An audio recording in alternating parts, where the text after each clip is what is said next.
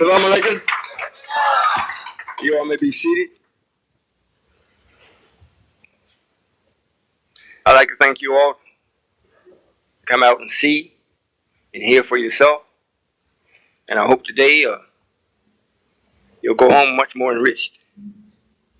We're going to have a floor open shortly. You'll be able to come and ask me questions that you're concerned about, or maybe something that you've heard, and I'll satisfy your questions. The main thing that I would like to get across here today, are you all listening? Yes, sir. Since this is Detroit, #1, it's where the Savior first made his appearance and got the messenger going, it's like it's a time to get started all over again. And I want to thank the number, at least, that showed up. I don't know if you got it from the newspaper or you're just inquisitive, but I'm quite sure you'll enjoy what you hear. I'm going to speak today just on common sense, because I've been experiencing everything except that. And common sense is a condition or a sense that you are already born with. You don't have to go get it from someplace. It came along with you. And we seem never to use it. It's like it's so common we don't use that. We want to use something else. Or until you get locked up, then you want to use it. But you got too much evidence against you. Whether it is time for me or not, all of the events and activities of the planet is showing that it's time for a supreme being. It's time for it. If it goes any further than what it is, it'll soon be determined that there is no such thing as the supreme being. Because what would be the need of you constantly suffering? Constantly. And not just black people more than anyone else here in this country. But the suffering period. Don't God see? I mean, he don't know this? And what is he waiting for to put an end to it? Why is he waiting? Things that we should ask ourselves and look for an answer. There's been a plan, and it's been written in the Bible and in the Quran. And for those that are here in North America, the Bible is more fitting to tell of your story or history as to why we are in the shape that we are. I hope you listen. I'm not using this or the Bible or the Quran because I need it. I'm using it because this is what you've been reading concerning me in the time. In a few moments you'll see I don't need it. However, to get started, if the Bible lets us know that before the great and dreadful day, that Elijah would be sent to you. Now, this was in the Bible or in the book before Elijah was born. So I don't think it was a coincidence that it was actually Elijah that brought the message. Now, that's what the book reads. And when Elijah was here, it wasn't a great and dreadful day for us. It was just one day, dreadful. If you added the great, it had to be to the slave master. For him, it was great because you was doing the work, holding him up, doing everything, building America. And the way you were being made to do it was dreadful. Now, before the great and dreadful day for you, you have a choice now. It can be great, or you can remain in the dreadful. However, to make an intelligent choice, you got to know the difference between the two and why. Just standing up speaking and making you familiar with what's going on and give no solutions, that's nothing. That's nothing. It's like the dentist pulling your teeth with no Novocaine. It's going to hurt.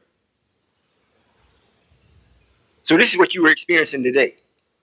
I've been on the scene somewhere near publicly about 10 years. Just to attract you. The first 5 years, I only spoke, giving the Minister Farrakhan, an opportunity to see what was being said so he could act accordingly. When the 5, and 5 is a number that represents justice, when the 5 years had expired, it appeared as though there was going to be no acceptance from the minister. So I went and did what had to be done. I did it myself, which is prophesy, so there won't be no excuse from him or you that I just stood up and talked. And the duty that I actually am performing is more difficult than any duty that has ever been done. And that is to change your thinking. You might say, well, that's not hard. You try it. The messenger didn't come to change our thinking. He come to point out to us why we should change it. He didn't put anything in motion for you to change your thinking. Only why you should. And he said, while I'm here, this is what we should do. Start making a place for us. After me will come God himself. And he will lead you into all truth. All. Not some. The message only introduced you to some major points that we needed to know to start to want to change our thinking. But to know that the black man is the original man, he's God, to know the lessons and have no place to practice it. It only lets you know who your mother and father is. But you still have to be in their house under their rules, and you have no effect on them stronger than the activity of what they are doing. Meaning that the messenger stood while the nation started, and at the time he started, everybody hated him, mostly black people. White people didn't hate him. They wanted to make sure you did. So he couldn't get nothing done. And it took him 40 years to get a few buildings, few acres of land, and a few people. 40 years. So much so it's documented in the scriptures that this man was a daily sacrifice for 40 years. A daily sacrifice. Every day. 40 years. So when I show up, it reads that I was coming to collect, retrieve, invite, gather the ones that accepted the message that the messenger brought. And how am I going to do that? God, how are you supposed to do that? The first thing that will attract you is having something. Speak the truth and then back it up with something. And when you hear and see, it should make you do something. Either come or go. You can't stay in one place. And it's so serious. Now, are you all listening? It is so serious as to what is taking place and what should be done. It has passed the point of yelling or raising your voice or trying to threaten you or scare you or frighten you into it at this point. You ever been in a situation where it was so urgent you didn't holler? It was almost like it was real sore to make the person really find out, what are you saying? What do you want? Instead of just yelling it out. Well, this is where we are now.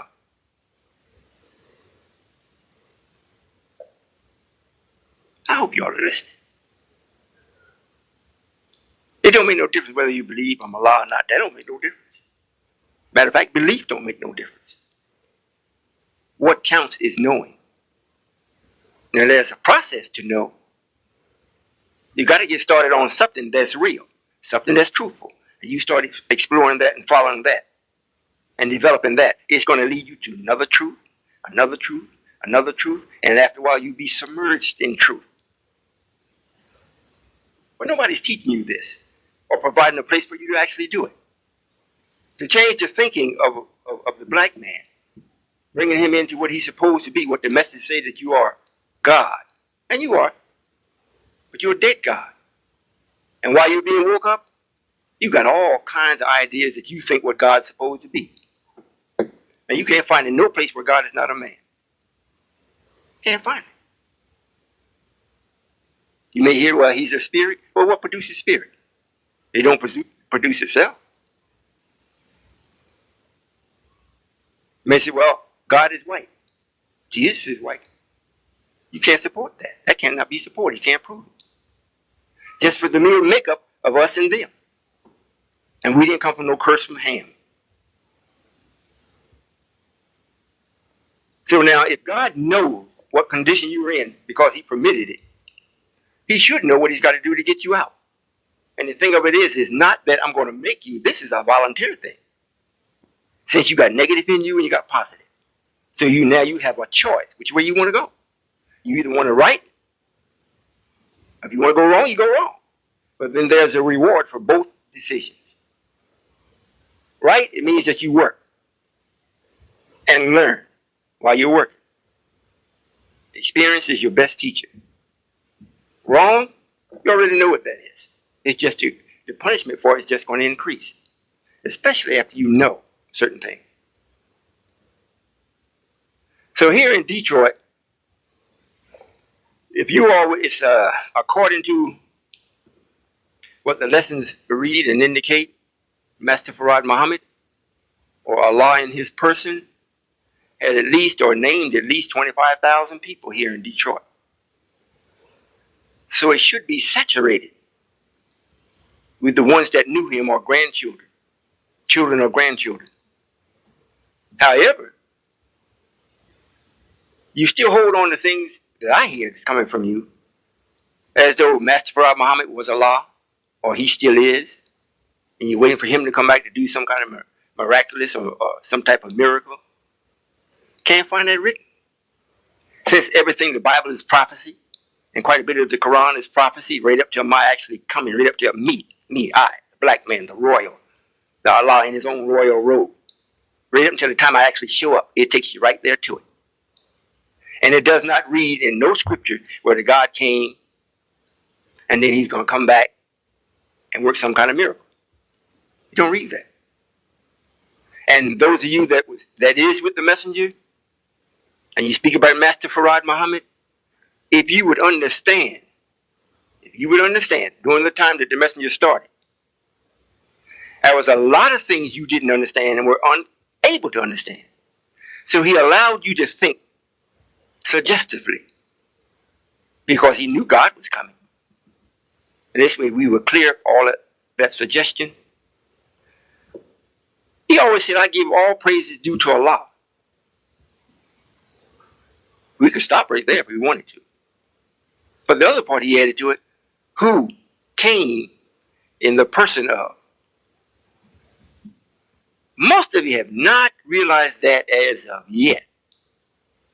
That does not say Master Farad Muhammad is Allah.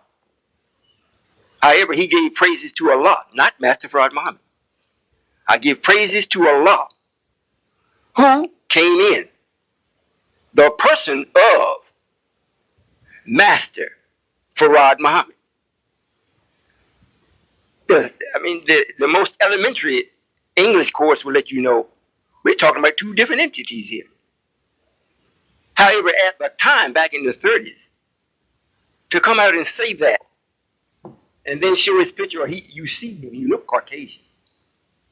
So we figure, well, if this is a Caucasian, and you still trying to do the same thing today, make white folks do right. Then it'll be all right with you. Back then, he come appearing as though he's a Caucasian. So it makes you accept him real readily. That's God. That's Allah. But that ain't what the messenger said. So you come and you listen to what I'm not saying you per se. How many is here that was during the time of Master Farad Muhammad? Is anybody here during that time? I didn't think so.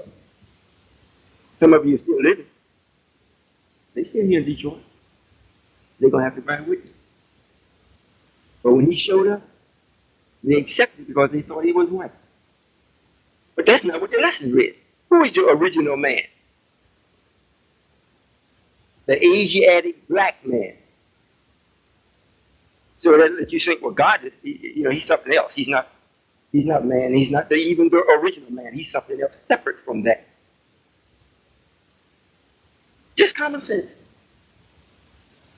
Then it did what it was supposed to do. Today, for to hold on to that same theory or that same, just the way he gave it to you, is out of place and out of order. It's going to get you killed. And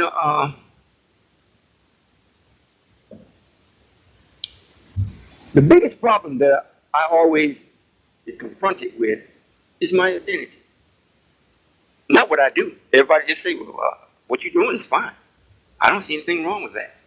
But when it comes to that part about being God or being Allah, I mean, I just can't accept that. Why? Do you know God? Well, you're not my God. My God is, well, your God, where is he? What's his name? You ask the Christian, well, his name is Jesus. Jesus is God? That ain't what Jesus said. Thank you, Father, for not sharing this knowledge with the prudent one. Thank you, Father. So Jesus couldn't have been God, so who is it? You know, I'm not your God, but you got one. Where is he and who is it? And what's his name? And if you say, well, his name is Melchizedek. Oh, really? Did he tell you that? You read that in the book, or that's from your own deduction or your own opinion? Just common sense. Here's a God that's right here looking at you, and he see the condition that you're in. He says, well, look, I got to do something to change that if they want it. So what I'll do, I'll start a nation that will actually feed them, clothe them, shelter them, and give them activity. And I'll be in charge of it to make sure it's got to be done right. If it's not being done right, there's no need for it to be done at all, because everything wrong is already in motion. So that would be redundant to start up something wrong, because it's already in motion. So let's do something right. So if they decide they want to do right, they got a place to do it after they hear about it. So I'll do that. And what I'll do to make sure that they understand why they should do right, I'll have classes. And I'll name them mathematical thinking classes. Not math classes. Mathematical thinking classes. So that you will be able to maintain the rightness in your home when you're not in our presence. When you're by yourself, it's just you and your conscience. Just you and the devil. Or you and Satan. So when he speaks to you, you know how to put the math on him, and you'll still end up doing right. You learn mathematical thinking so you can calm your vengefulness. Because somebody said something to you didn't like, you got to get back at them one way or another. Even up to killing them. Am I making sense? So everyone that has a problem with me being alive, that's your problem. I don't have a problem with it. And you know, the fact of the matter is, no one else can be alive except me. Because I'm the only living human being that is negative free. Thoughts and the cellular makeup of the body. I'll say it again. I'll say it this way. If a man could be God, be alive, and have negative and positive at the same time, he would have no right, he would have no authority to do away with the negative.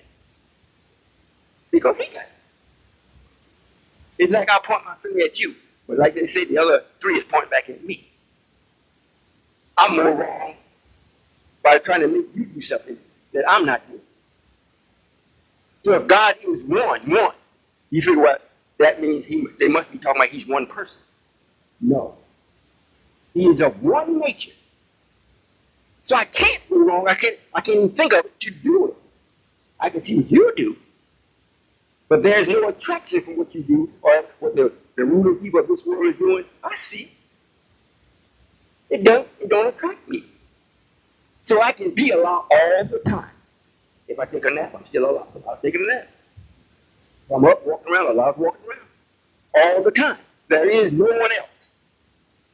And I have taught this several times, but how I even got this way, how we made it to be this way. Wherever it was done. You know, they say, since there is females here, we made this. So for Allah to be complete, he must be male and female. So when he comes, he cannot come just male, and there's no female. If he did, he forgot something, since you're still here. If you're present, we got to respect you for the purpose of what you're being here for. And that's to give balance to the man or to the God or to Allah. So he's going to show up complete.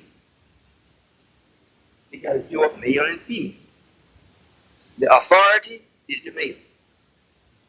The female is the submissive one that receives authority, that helps to carry it out in his particular personal life. Like your wife's supposed to be. She's not supposed to try to help me do anything. She's supposed to be with you. She's your helpmate. Makes you complete. And from that completion, you can produce somebody else. But if you stay apart, you're not going to produce nothing. So when I actually came on the earth, the way that the God designed it to be, I came as a twin, female. It's the other twin. So I came complete. And now, as we stand now, we have Mrs. Allah here today. She's still my twin, not the one that came with me. So I'm still complete. All right, let me say it again. I see some of y'all looking like, what? In other words, common sense. Don't go off in the ether yet, because I'm not there today. You can do that when you come to the mic. But if everything is going to be done right, it has to be right. I can't come wrong and then get right. If I come to you appearing wrong, then go back in the scriptures and look at it. How does God supposed to appear when he comes? It's there. It's got to be there before I show up. At least that is elementary part of it. So when you see it, you can say, if you have any idea or knowledge concerning the Bible or the Quran, you can say, oh, I see. That is working. That is actually happening. You are living it.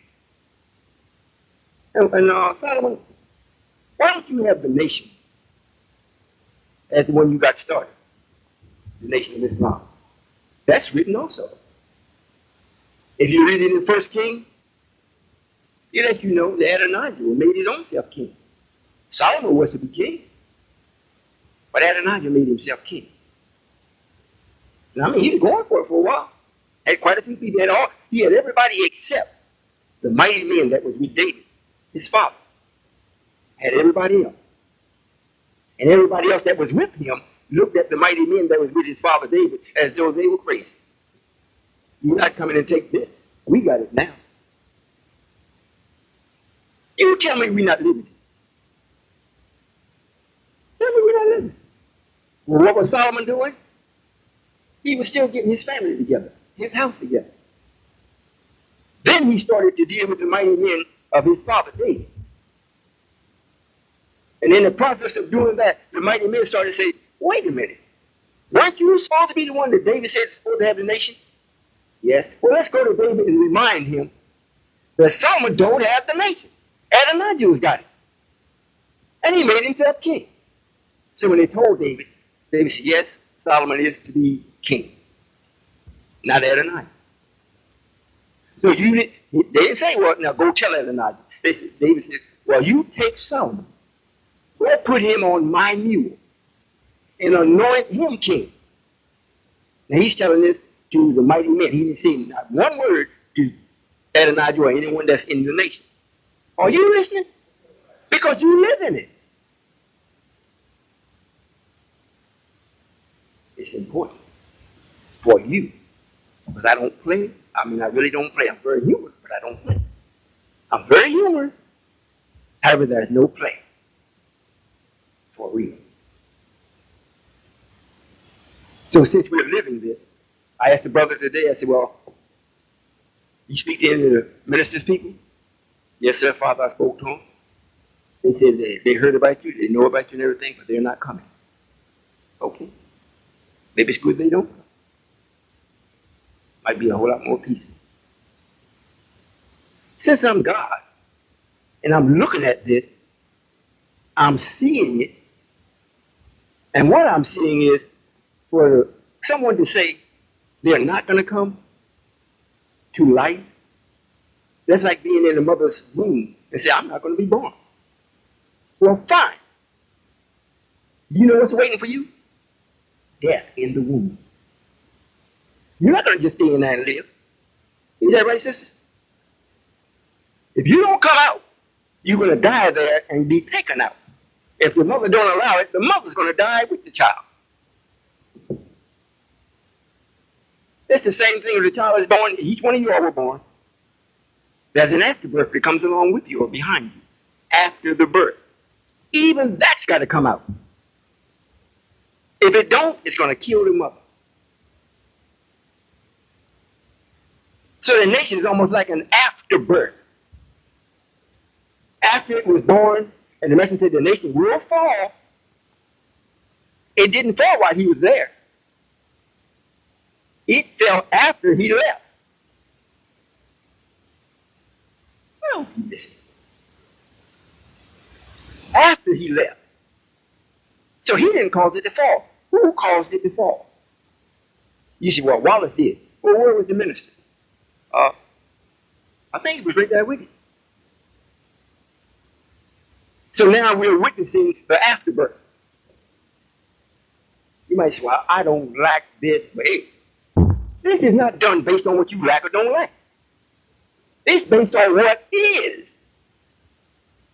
If you don't like it, what you think I like? I could say, well, look, I don't want no more. I'm not doing this no more. They don't want to come. The hell with them. I'm putting a circle around what I'm doing.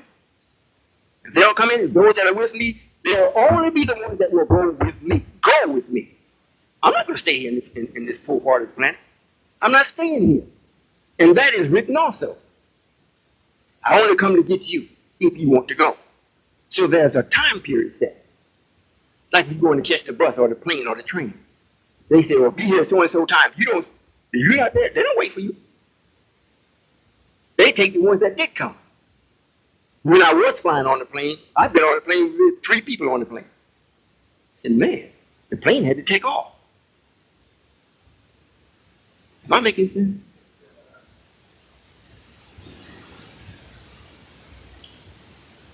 Well, to get back to the common sense, your thinking has to be changed.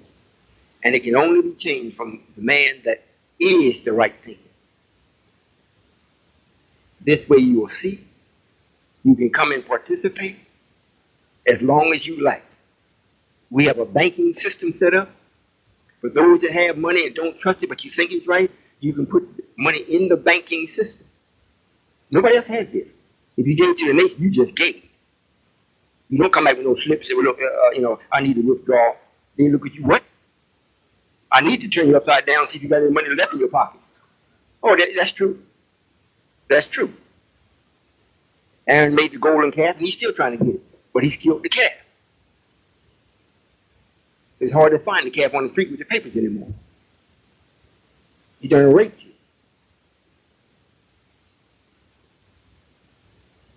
So the ones that want to go with me can go. The ones that want to stay here can stay. And when the fire comes, I won't be where I hear you, because I already know what the cry is. So since the cry is not going to persuade me one way or the other, why listen to it? Maybe that don't make sense to you. You might say, well, God, if you were really God, you'd be concerned. I most certainly am. That's why I'm putting things in motion to see if you're concerned. You didn't put it in motion for me to come to you. I can't go to you and survive. You got no house for me. You got no food for me. You got no land for me. You got nothing for me. Well, you come with me. Whatever you can think of, I got it. If I don't have it, come in here in a few days, I'll have it.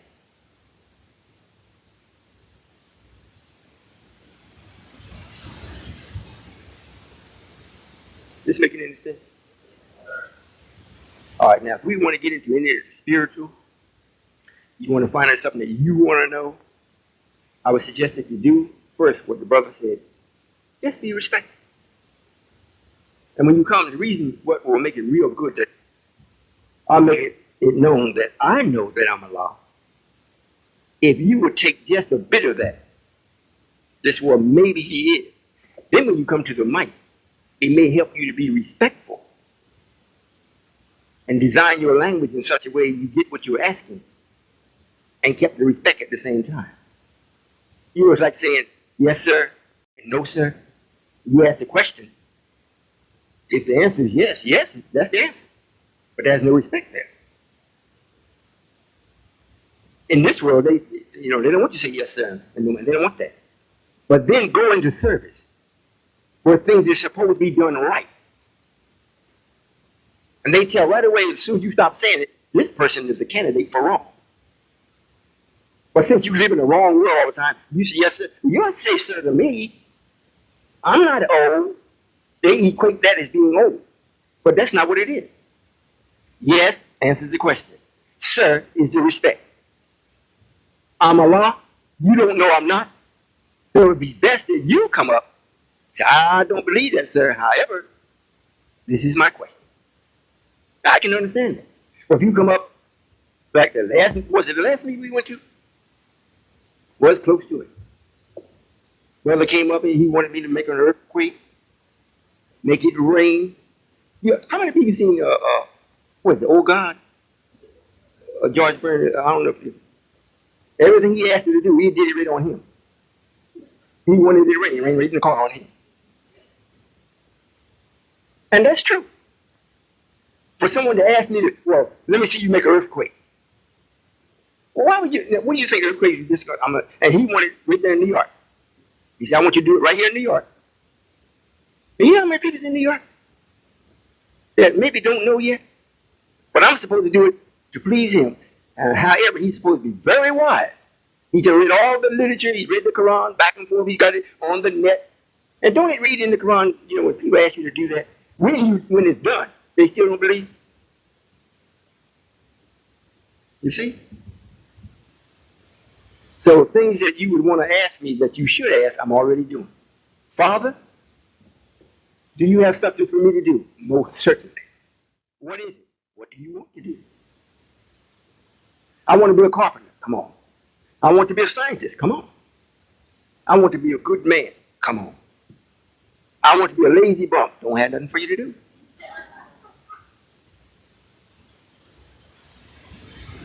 Father, I'm in bad health, and I want to be with you.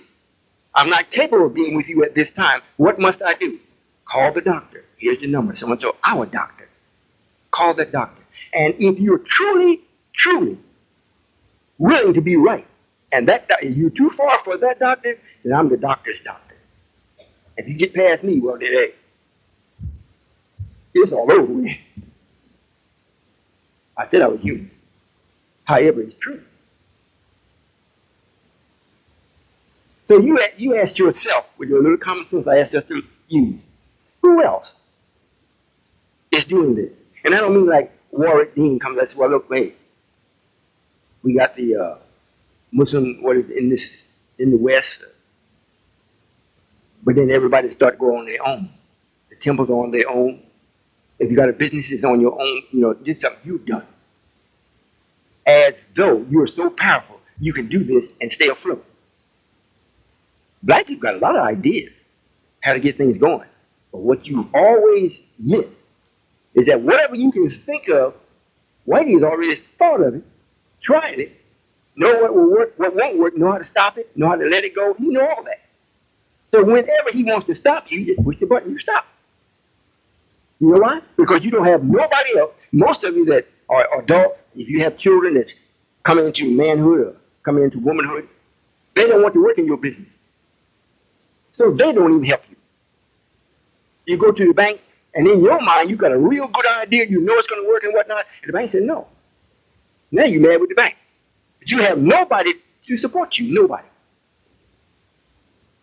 I'm the support. You come with me and say, Father, I want to do so and so and so. I said, really? Why do you want to do it? If you say, well, I can make a lot of money, I can't help you. Not that I can't, I won't. You say, well, I want to do this because I want it for my people. I know it's going to be. I know it'll work. I said, are you for real? Yes, sir. Okay, come on. Go up. Let me know what you need. How you intend to do it. And if it meets all of the requirements, I'll back you up. That means the whole nation will back you up. So when you go one place and you go ask white folks, say, look, I need $1,000, I need $10,000, I need 20, I need 50, I need $100,000. They say no. They come back and tell me, Father, I can't get it. We can't get it going. They said no. I didn't say no. When they look up you in business. Well, how did he do life? God was backing. Until I come along, nothing like that happens. If you get something, it's from a friend. How many friends do you have? Are you all listening? So if you're going to do anything, black man, in the sense of being raised up, to go into practice as being God, not talking it, you've got to have something to do. You've got to have something to bear witness that you are. And the main thing you got to have is the three things you got to have. Food, clothing, and shelter. If you work with that, everything else will work out. Everything else will come into play. You all got that? Well, let's just use a little common sense. Now, if we want to get into the nitty-gritty, we can open the floor up. And remember, are you all listening? Remember, if you want to know how wise I am, it depends on how wise you are. Since you're the one that's asking the question. So when you come up and start asking the question, it's like you are now taking over the meeting. You understand? So if you ask something that requires heavy knowledge, I got to share it with you. If you ask something that's very light, that's all you're going to get. So don't walk away and say, well, he didn't know nothing. You didn't ask nothing. So I'm about to open up the floor so you control me, what I say. Are there any questions? Do we have anyone that have questions that would like to be answered? Yes, ma'am. Is it a mic? Yes, ma'am. Would you come over here? Yes, sir. You can come over on the side. I don't know what happened to the seats here, but those that got questions can come up and sit in the seat here.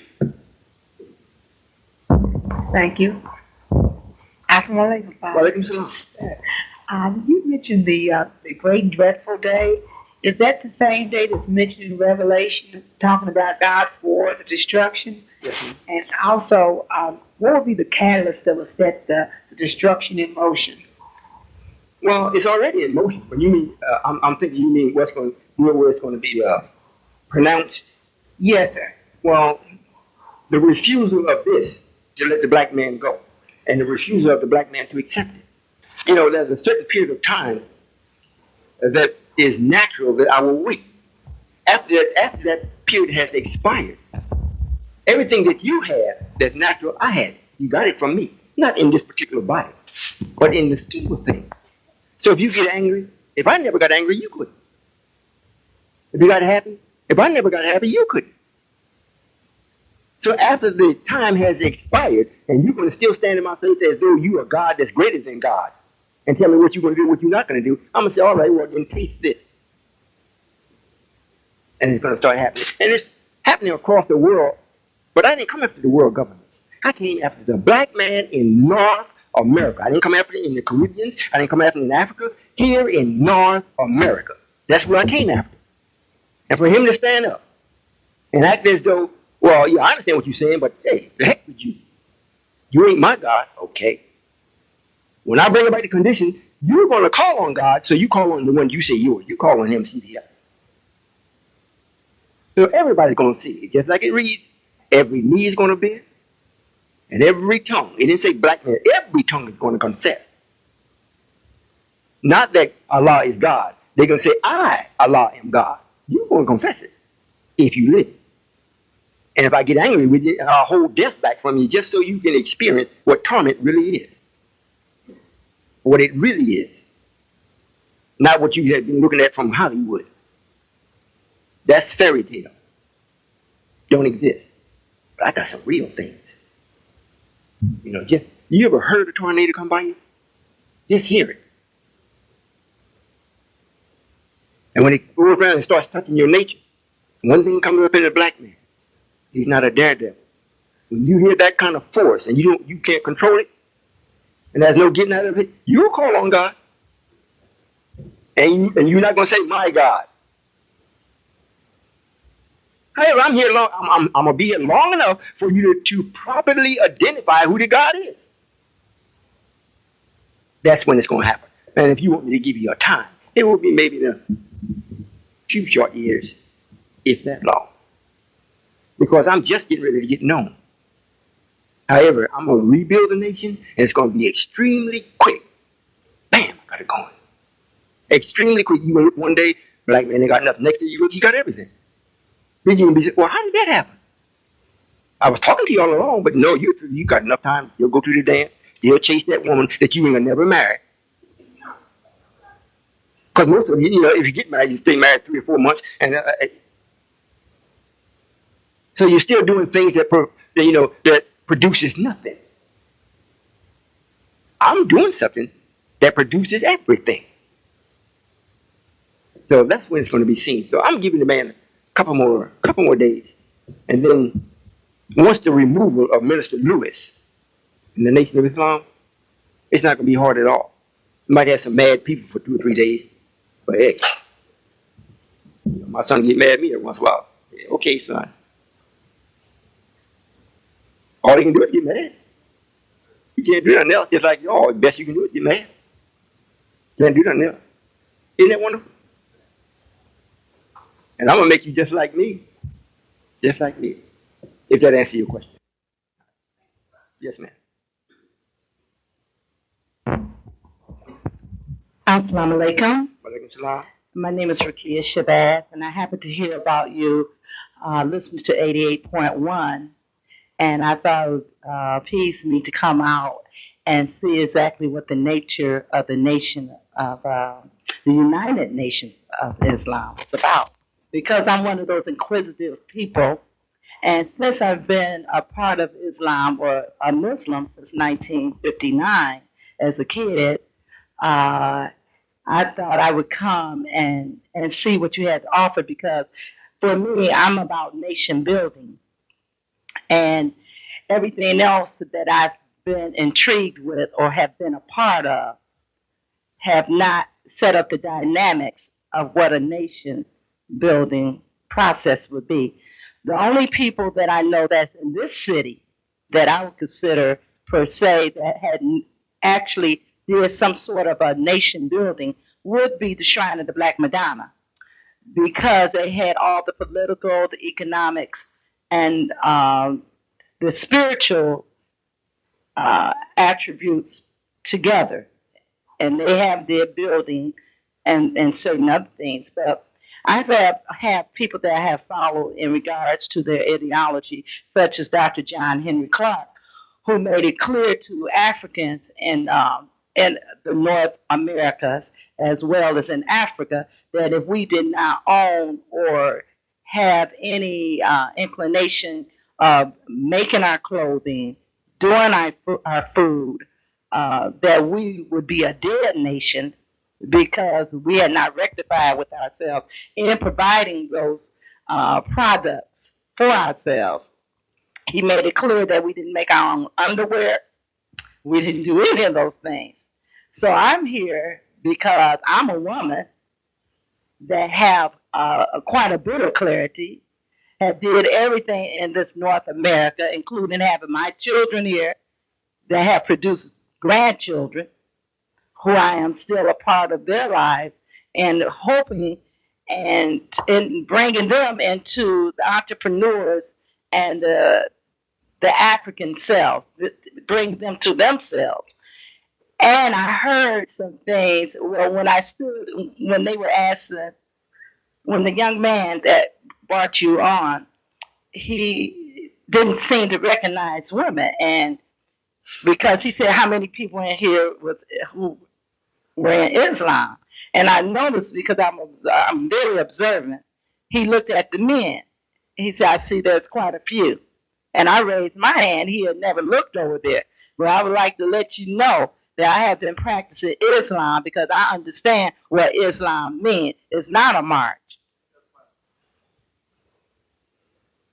Islam Yeah. is, Islam is meaning that one who submits their will. Yes, I do.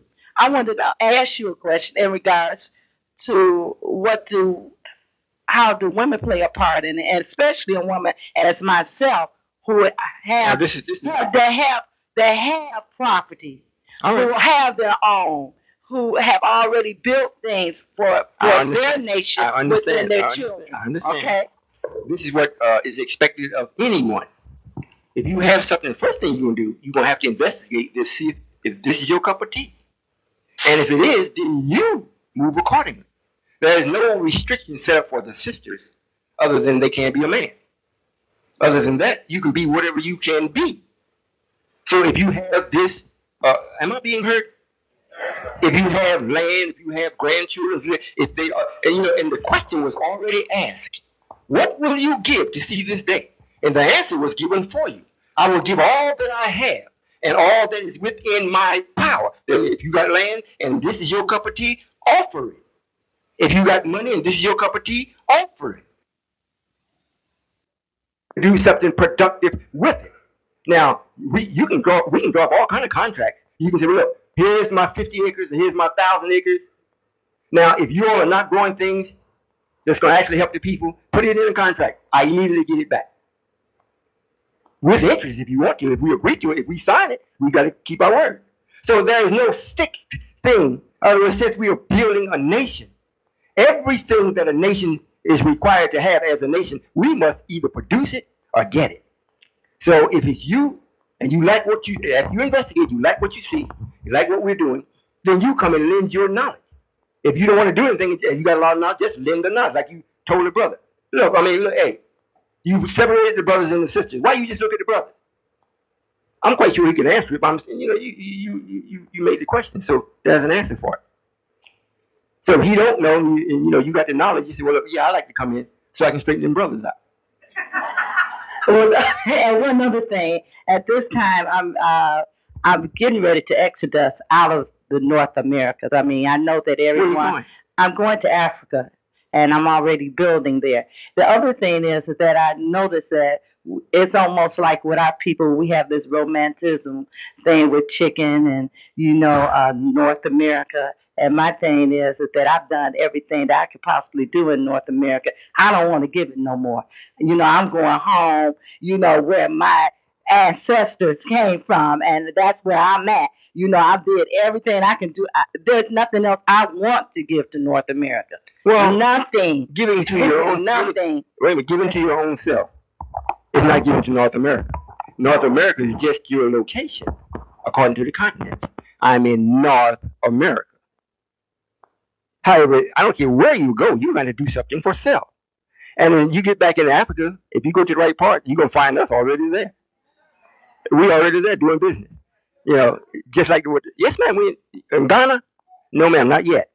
Not yet. However, they will be sending for us. I guarantee you. It's good being God when you know it. Yes, sir, brother, you were next. Yeah, how you doing, everybody, ladies and gentlemen? I had one question when you guys were referring to the scriptures and what was written about who's supposed to come at what time, when, and where. The people that wrote these things about when God was coming to end everything and clear everything up, I was wondering, did they say when he left? How do we know that he ever left in the first place? Well, if you're speaking of Allah who came in the person of Master Muhammad, are you speaking about the books, scriptures? Right, I'm speaking about the Bible, the Quran, the Bhagavad Gita, or well, God, those scripts and that literature never came from God per se, from Him. It came through people that were inspired by Him. So they never saw the God or the Creator. They never saw it because the Creator. This whole thing is a plan. It's not happening day by day. This is a plan. So now, in order to allow someone to rule and give that person the authority to change the names that he had already put on things, he couldn't be here. Now, in order for the people to have somewhat of a proper fear of him, he had to leave certain notes, which we call scripts. And in the Bible, they call scriptures. But these are things that was handed down to other people that, maybe you went to bed and had a dream and it was so true you told it. And then you checked it out. Because any real vision or dream, if it's going to be any good, is always showing you something that's going to happen, not what has happened. So if you write it down like Nostradamus, he didn't say he was a godly man. He just reported what he saw. Now, we want to say, well, how do we know he's true? Because a lot of it happened. That hasn't happened, we can't say it's true. We can say, I believe it's going to be true because of so much that happened that he said that did come true. But the God, or the one that actually gave him the revelation, didn't show up till I came in my own person. Now, I did come in the person of Master Farad Muhammad. I did come. I really did. Came in his person. I did everything. Now I'm in my own person.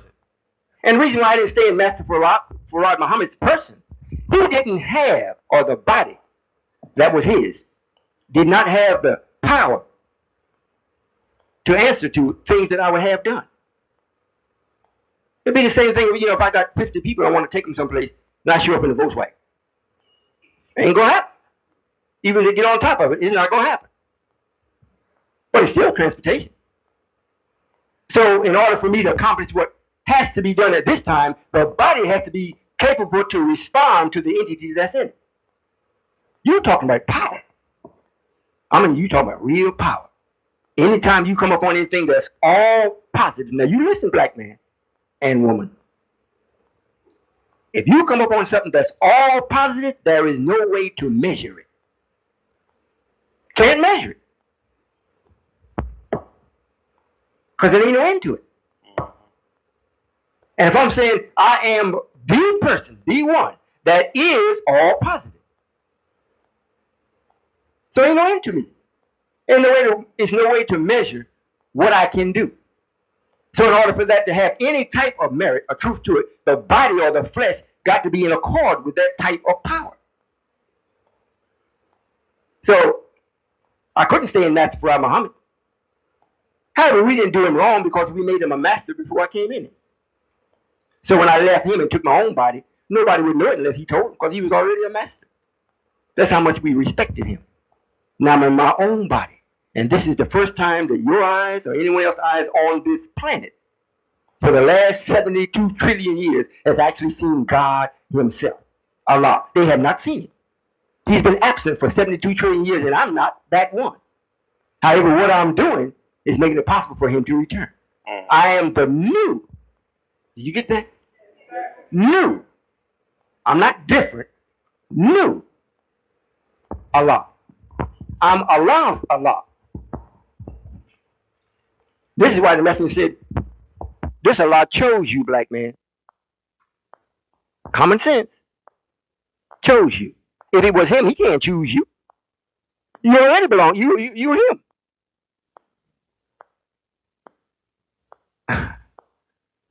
But since technically, you and I are not brothers. We're not kin. The only way you can lay claim to me and I lay claim to you is the righteousness that has to be performed. However, as far as me being black and you being black, it don't have nothing to do with it. Because my real color is not black. If it's going to be a color. And I'm gonna take away all this color thing. You're going to be light. And it tells you that in the book. The light of him lived all into the hereafter. However, he himself is going to be the light. This way I can take off these clothes. I wear light. And I can change it anytime I want to and don't have to go in the closet. Walk along and change. I'm quite sure you all been to these parties in the basement and these places. You got the strobe lights. You got a machine doing it. I can do it. Don't need the machine. I'm going to teach you how to do the same thing. So that way you have nothing foreign on you. You're going to be so in accord with light, you're actually going to be transparent. And what's going to stop you from being seen through is your ability to dress yourself in the light. You hear this? If that answers the question. This is the first time. Actually, it didn't answer. So Would that be the same thing like a meteorologist forecasting a storm or something a week later, basically, by them, writing this or their vision of something? No, sir, not a week later, a week in advance. Or whatever. No, sir, no, sir. Oh, it can't be whatever. This is not that kind of meeting. Whatever meeting comes with, Jesse Jackson and all the rest of it. This has to be a base of right exactness. It's got to be mathematics. Okay. This way, you and I can use the mathematics. It's going to work for us based on how we know how to use it. Well, what type of plane would we put a meteorologist on if he says there's going to be a volcano next week? Well, it comes next week. Well, we identify him as a spiritual being? No, sir, no, sir, no, sir, no, sir. Let me answer your question. Regardless of what type of knowledge a person has, if it's on that one thing or two things or three things, and he makes the predictions based on the mathematics of it, we have to say this is a master of so-and-so. This is a master of so-and-so. You don't say he's God. He might be the God of that. But that's all. I say I'm Allah. Allah means all in all. And no one has seen the all in all because he wasn't here. The all in all has made other people acting gods. But they weren't God. They were just acting. Until that particular time that I show up, the all in all, this is the first time anybody can say that they have laid their eyes on the all in all. You've laid your eyes on many masters, but never the all in all. So that's what's happening. So if the meteorologists come and tell you what so-and-so is going to take place, and if it's come true, it's because he has mastered the laws and principles of that particular phase or action. So when he says it, he's saying it because 1 plus 1 adds up to be 2. And he knows that's true. So now he can tell you and don't have to worry about being called a liar. But when he leaves that, and that's another thing, the basis of that is the thing that has got most of everybody else messed up. Just like the sister came up and said, well, she's got land and she's got this, she's got a couple other things. She did everything in North America. I say we building a nation. That don't mean that because we got some farmland, that's the nation. No. We got to do everything that a nation would do. Got the land. You got to know the land, whether it'll grow, whether it won't grow. You got to have the seed. You got to have the patience to plant it, then cultivate it. Then you have to, if you're going to use it, if it's flour, wheat, what we have, you combine the wheat, you take the wheat, we got to have a mill to grind it. We got the mill. Then as we grind it, make flour in it, out of it, now we want to bake it. So we have to have a bakery. We got a bakery. Now we got to take it from the mill to the bakery. We got transportation. We carry it. Our own people. Now once we get there, we bake it. Now we got to have somebody to give it to. We give it to put it in our stores for our people. Now if other people come in, they can buy it. However, it wasn't put there for that. We're not in business or we're not in motion to be a competition to anybody. We're in business or in motion for the rightness of it. Everything I do is for our people. Because you ain't got nothing. However, you the God, you the man that's got the brain that's supposed to have everything, and I'm going to make sure you get it. That's why it said after Elijah come to you, and then the great and dreadful day come, I will come and take you out of this misery with great substance. With great substance. So you've been poor all up to now. Well, as I'm bringing you out, I'm going to be giving you things more and more and more. Whatever you can stand, I'm going to give it to you. Because you have the brains to use it in the right way, and it's going to benefit more than you. If I come to you and I say, well, look, how much money you got now? Well, Father, I got $100 million. Where you got it at? It's in the bank. Whose bank? Or Chase Manhattan? Oh, really? I'm going to do just like was done when we gave the talents to the people. He went and buried his talent. God gave him 1 talent. He gave another one 7. Gave another one 4. The one that had 7 multiplied it 7 times. The other multiplied his. The one he gave 1, he went and buried it. Scared he's going to lose it. So when God came back, where's the talent? Here it is. So he took and gave it to the one that had 7. So if you come to the banking system and you say you want this and you start making money, and I'm calling you to make money, and I ask you where it is, you say you got it in the bank, that's the bank of the enemy. He take that same money and use it against you. But you got it in your name, you can go get any part of it you want. However, as far as it working for the upliftment of the black man, it's not doing that. Same thing as Michael Jackson. Same thing as Bill Cosby. Same thing as every person that's out here that's black that come into some money.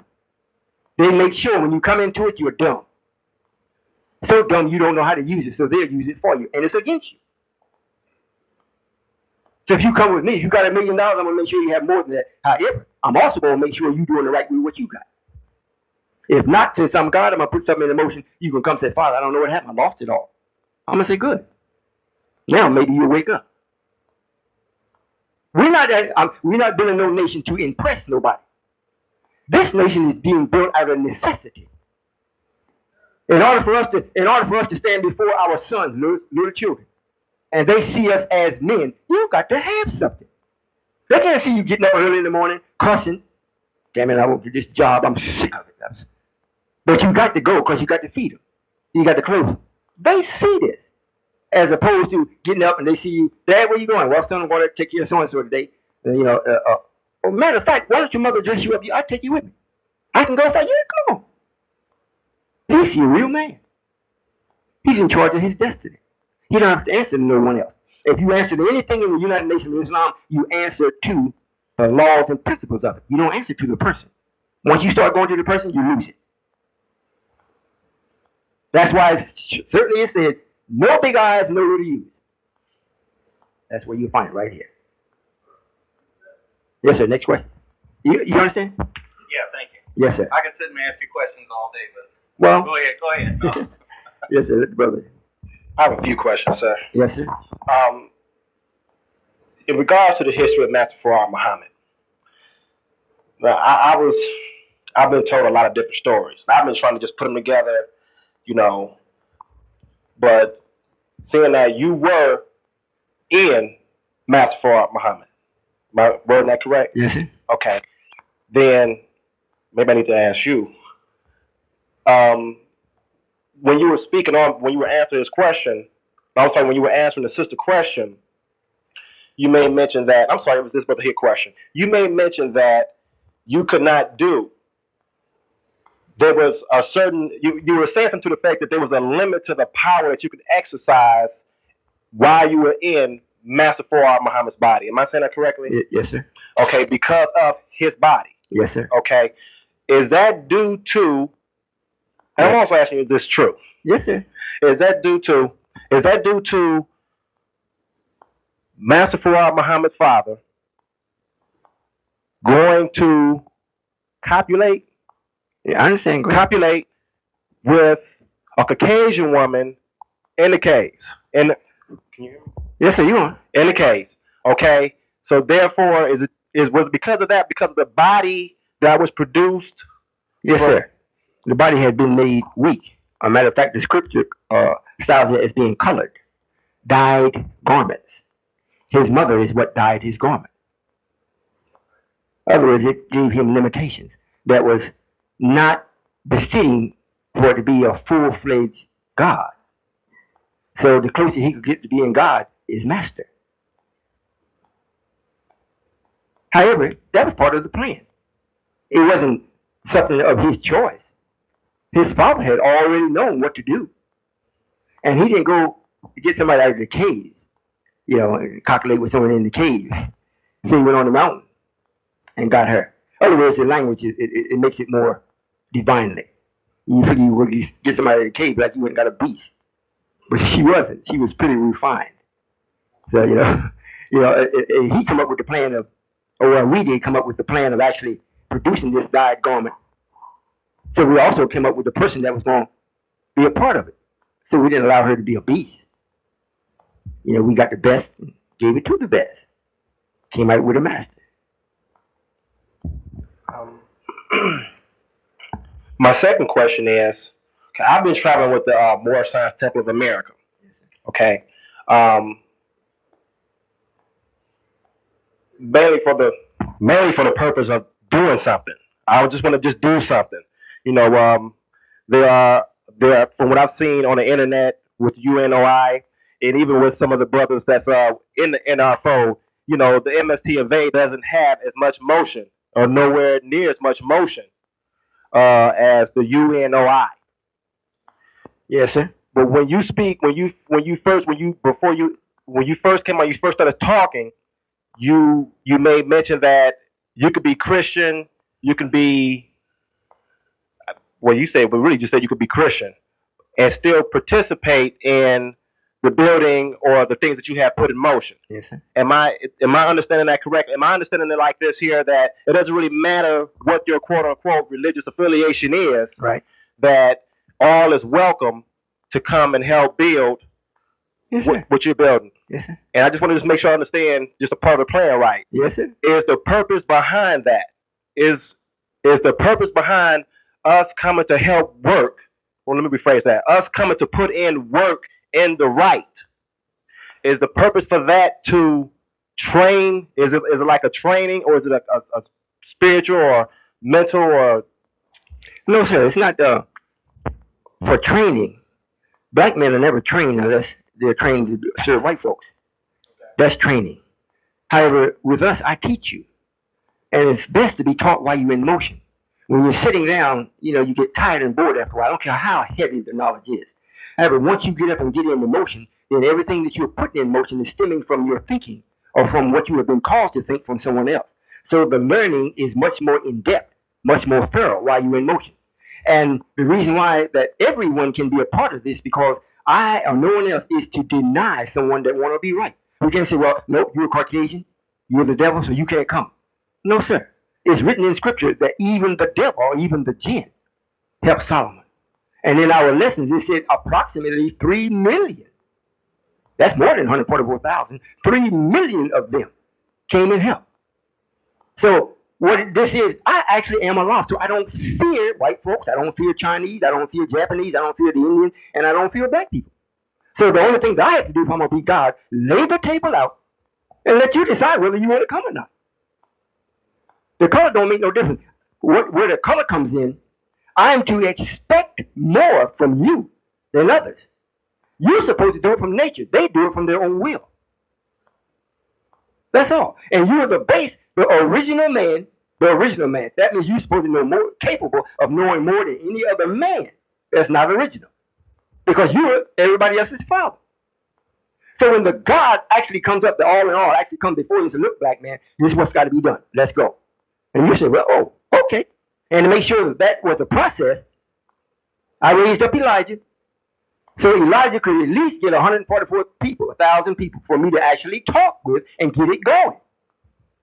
The young people, you're so trapped up with this world, you can't hardly talk to you. Man, anybody look like that, call himself God, is crazy. Never inspect not one thing. However, the more you inspect this, the more you see, he's right. He's right. Then the rightness will start coming to you. Now, I got to get right. Now, you can't get right by somebody talking to you. Like the minister said, you all make a pledge and make an oath and go home. Please. You can pledge all you want while you're in the spirit. When you get up, walk out in the reality of this world, hit you in the face, that pledge is gone. You forgot that you even made it. However, if you make I don't ask you to make no pledge. I just ask for submission. Look, here it is. Here's the TV. You want to see it? Just turn it on. If you don't want to see it, don't turn it on. If you don't want to see the station, turn it. There's a choice. I mean, you're in motion. I don't say, well, look, sit there and try to make that come on. Just will it. I know you can't do it. So I even offer it. You see? This is absolutely freedom. Matter of fact, my wife says, I'm married too.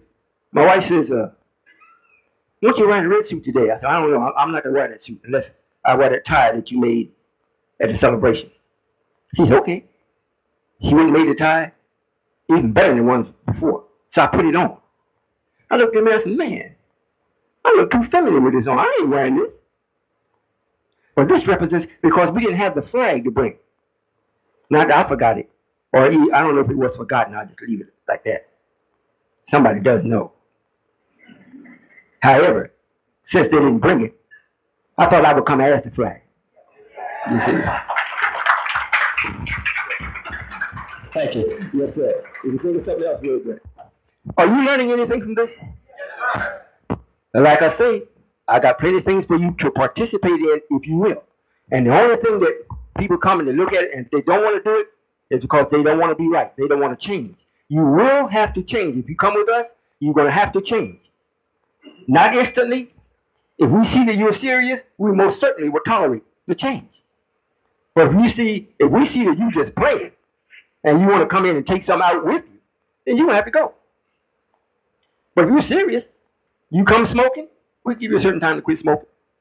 I mean, we're not gonna let you smoke in our building. We might tell you, look, go in the back, take you a couple of drags, whatnot. Next week we want to make sure you ain't doing that. You got the principle of it. Yes, sir. How you doing, sir? I'm doing fine. I'm trying to be most respectable as possible, but it's my first time here. Yes, sir. I got invited, so I just wanted to ask you, would it be better to classify you as a great organizer rather than God? And I got two more questions. Well, let me answer that one first. Okay. No, sir. That's what makes it difficult for people to accept, because they want to put me in a class. You can't put Allah in a class. He's just Allah. Now, it would be better for you if you want to accept it, if you're going to investigate it. So, well, I'm not going to accept him as being Allah. I'm going to accept him as being a great organizer. Fine. However, I don't have the liberty or freedom to come and lie to you. Well, I'm the great organizer. And there's many of you all out looking and say, well, look, that's not written, no great organizer coming. I can't find it nowhere in the scripture.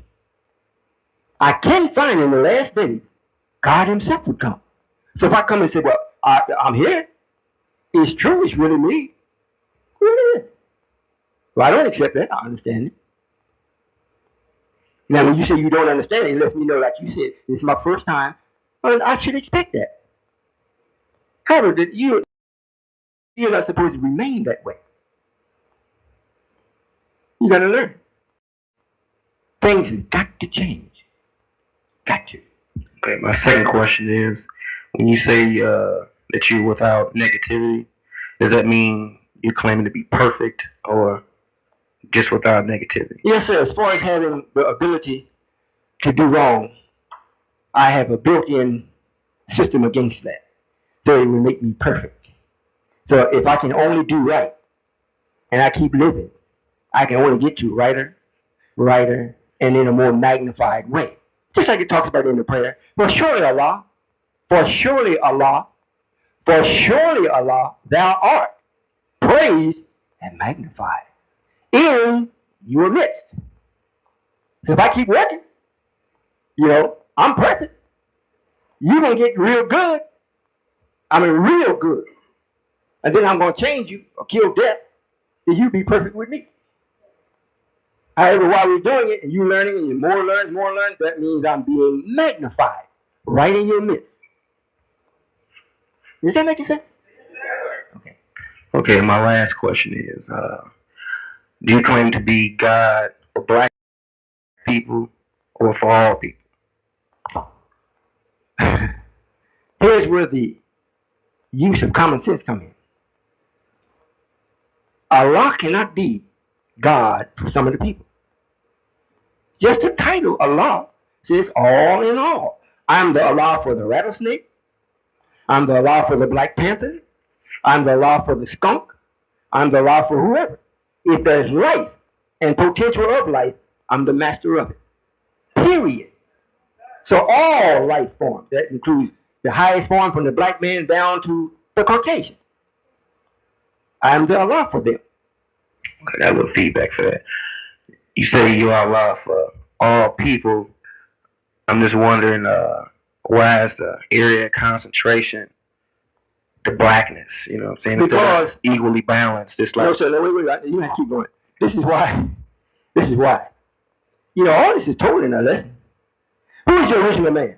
The Asiatic black man, the maker, the owner, the cream of the planet Earth, and what? So now, if I'm God of the universe, meaning you all are, God always works with the best. This is why you just being God as being a father. You don't teach the little baby. The little baby's with their mother, nursing on the breast. You come in and look at it, you see it's a divine thing. You might even want to kiss your wife, but he got his mother tied up, nursing on her breast. He might just lower a kiss and go on about his business because she's taking care of little shorty. It's not necessary for God that kind of power to come to deal with that little bit of power there she got. So it's the same thing with the other people, races of people, races. Black man's not a race. So since I come for the best, because I am the best, I expect to have the best. You the best. But I don't ignore the rest. I'm not going to ignore the baby and the mother. So all races. And first is the original man. You're not a race. You're not a race. That's what makes you the best. You know, I know every square inch of the planet. Learn read the lessons read. I preserved the best part for myself. The poor part I didn't care about. I'm not, like you said, a good organizer. If I were, then I would be concerned with the way that you were talking. However, all I have to do, just like now, I'm answering your questions. Then after, if you accept the answer, then you say, well, I want something to do. I got something for you to do. You don't have to stop here. All them other great organizers, they want to organize you to do something. Well, what you're doing is really against you. I look at, you remember that big meeting they had on TV? It looked like they had everybody there, but somebody there. I think Tavis, BET, Tavis Mountain, everything here. When they left, nobody had nothing. Cornell West was there, the man is more smarter than God. He had to admit himself, well, I don't know what we're going to do. And don't nobody come better talkers than this. But they got nothing. I may not speak that well, but you ask me if I got something to do, most certainly. More than what I can do. What do you want? Well, I want to be a rocket scientist. Come on. I need to go to the moon anyhow. Okay, this is my last question. Yes, sir. Okay. Would it be best to say that God is more of a spiritual builder than a material provider? Well, in the sense of what you're saying, I could lean somewhat towards that. However, God is the beginning of everything. When you say spiritual, that means the essence of things. So that's what he is as far as being but is. Even his expression of everything is motivated by what is. Nothing phony. That's why if I'm Allah and I got to really be Allah, I can't have negative because that isn't really what it is. That is a circumstance. If it wasn't no positive, you wouldn't have no negative. That's something that always reacts. If there was not Allah, you would know nothing about no Satan. He didn't have the power to make himself known. If that answers the question. That's good enough. I just wanted to hear your feedback. Thanks for that. Yes, sir.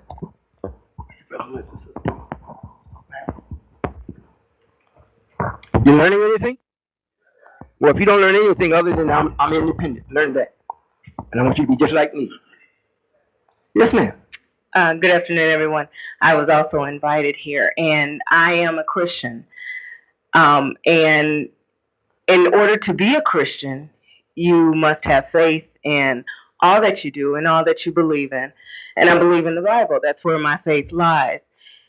As a visitor of the United Nation of Islam, you are asking those visitors to come in and change the mind frame that has already been laid out throughout your life and what you believe in and what you have faith in. So I am, as a visitor, coming in supposed to have faith in you to be my God. How is it that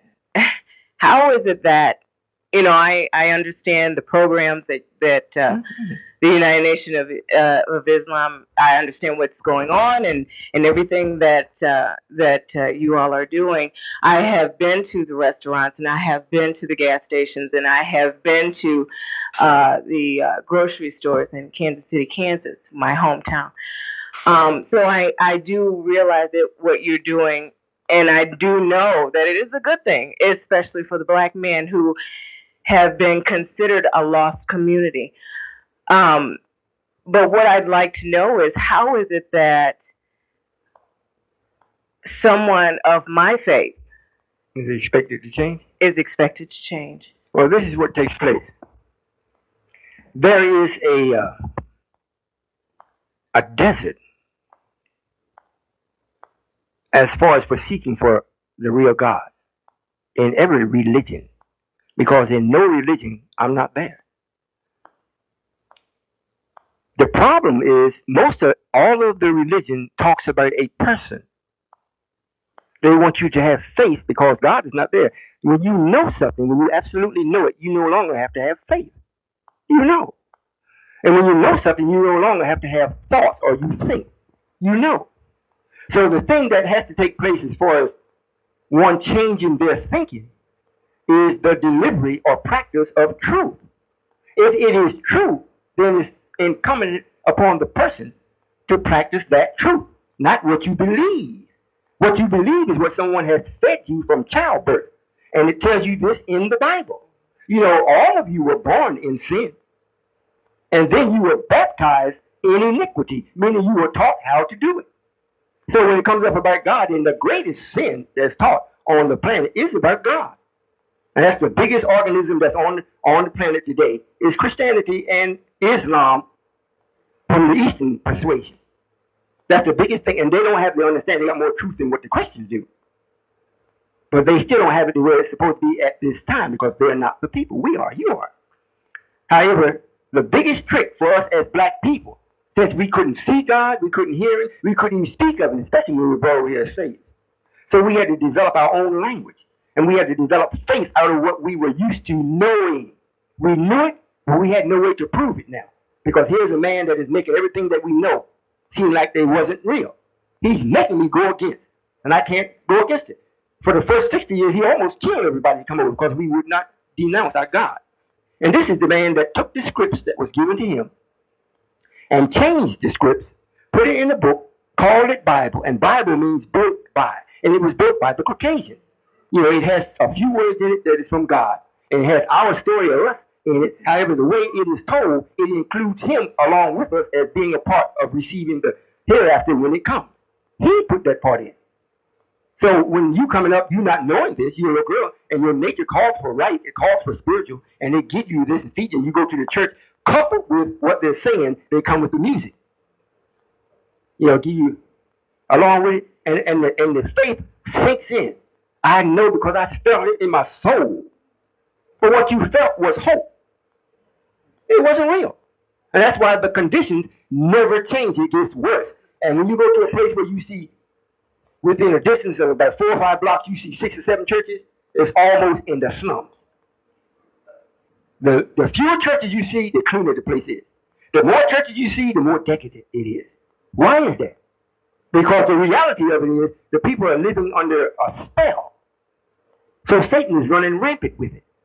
So I don't expect nobody to come and hear what I say and change. That's not what changes you. And I don't expect no one to go around and talk about me. Well, I saw Allah. He had a name written up and down his thigh that nobody used to know. Now we know it is Royall. Royall. That's his name. Fine. Now what? But what is, you got to learn how to think mathematically. You got to learn how to use the math. That is the organism, or that's the method of what God uses to make things happen. When you learn how to use math and forget about these people, forget about Jesus, you can forget about me if you can. The thing that you got to remember is how to use the math. And that's what white folks did. We gave them the permission, look, you can have this for 6 days. I got a plan in mind and I want to see what's going to happen. So one of the other scientists come up to acting God, come up, what do you mean you giving this to them?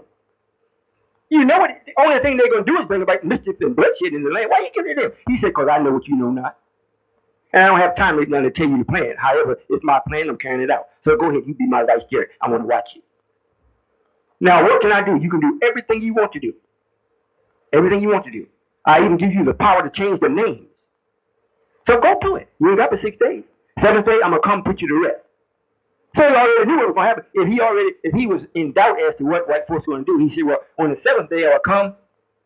And if you did good, I'm going to promote you. And if you did bad, I'm going to punish you. He didn't say that. He spoke definite. On the 7th day, I will come. I'm not that I'm going to send Jesus. I'm not sending Prophet Muhammad. I will come. And I'm going to put you to rest. Very simple instruction. But the preachers that's been taught you got to go to school. Not black people's school, not God's school, white folks' school of divinity. To learn how to get the Bible across to you. Well, who taught the school?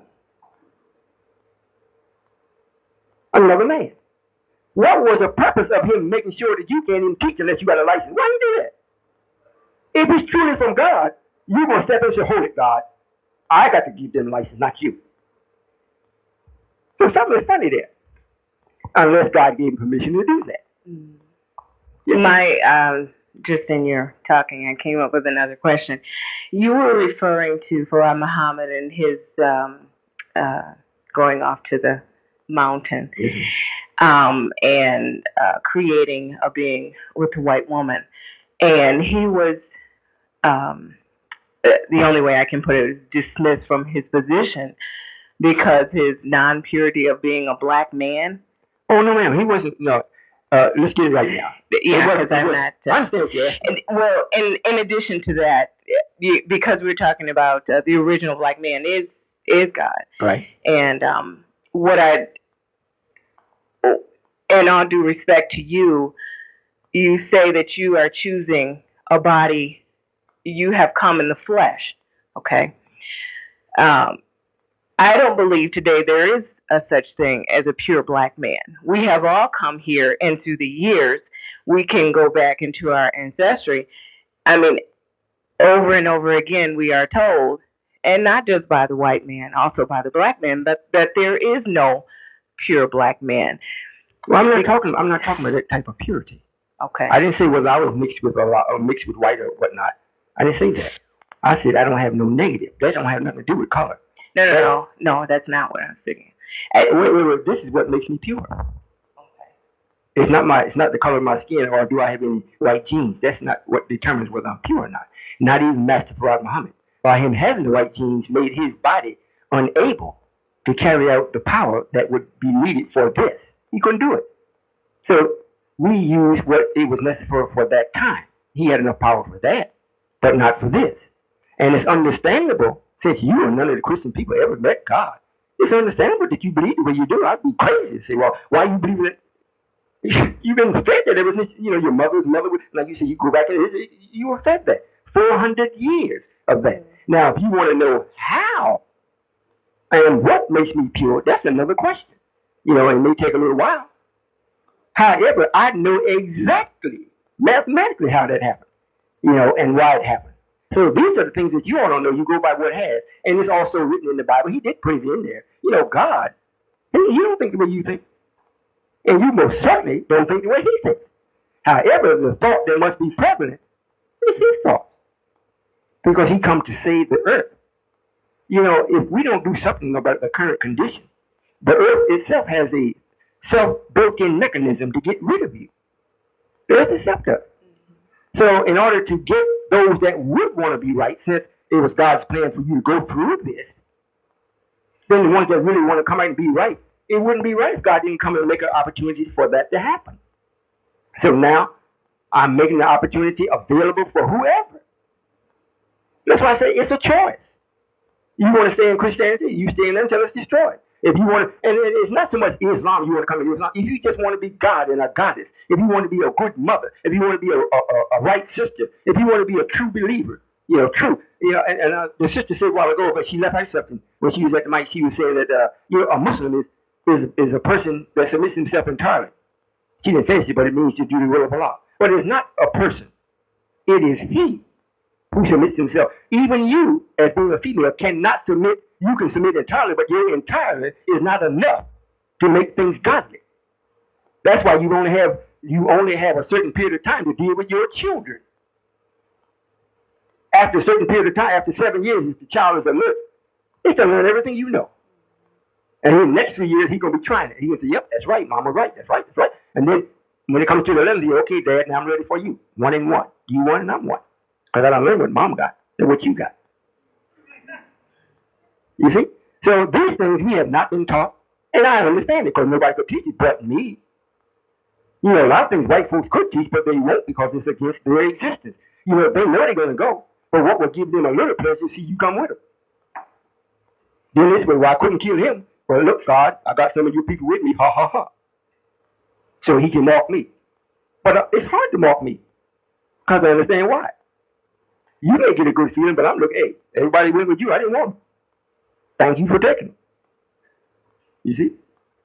So, in other words, as it reads in the Bible, if you're going to be with this, regardless to who you are, I don't care how old you are, you have to come as a baby. That means, you be 900 years old, but when you come to this, because it's new. You can't come bring that old stuff in the world. I got rights to this. You don't have no rights in this. It's new. Just for the mere fact it's new, you're not new. You haven't made nothing new. You can't have no authority in this. The only thing the best thing you can do is just listen. And then you're listening, you say, yep, that's right, that's right, that's right. And the more lights come up, or more than, oh, now I see. And that's why you start getting a little tingling. You know, in the back of your head, run through your spine and do that. You know, sometimes Patty sings, you get it. That's in vain, but when you get it from, you hearing this, it's like your brain start opening up. And you ain't gonna forget that, what you heard. So the more and more that happens, I don't have to wonder if you're coming. You'll be here. And when you come, I won't hardly have time to speak with you. You won't hardly have time to speak with me. We just be busy. Just busy, just working. Thank you. Yes, yes. Was that all your questions? Let me say a couple of things to you. Anyone else that's going on post, they should be in the back. You know, you disturb these good people's attention span here. Being a Christian shows that according to how good a Christian you are, it shows your willingness by nature to want to be with God. They want to have godly thoughts, godly activities. The problem comes in the preacher never give you nothing to do. He sends you the same way Minister Farrakhan did. Millions of some people came to the mall. He said, all y'all go back and join an organization. Well, damn, he had one. He never said, well, join mine. Go back and join an organization. Same thing a preacher does. He tell you all about this God, and in your heart, you really want to be something. But he sends you back to somebody else's job. He sends you away from the church. He sends you away from God.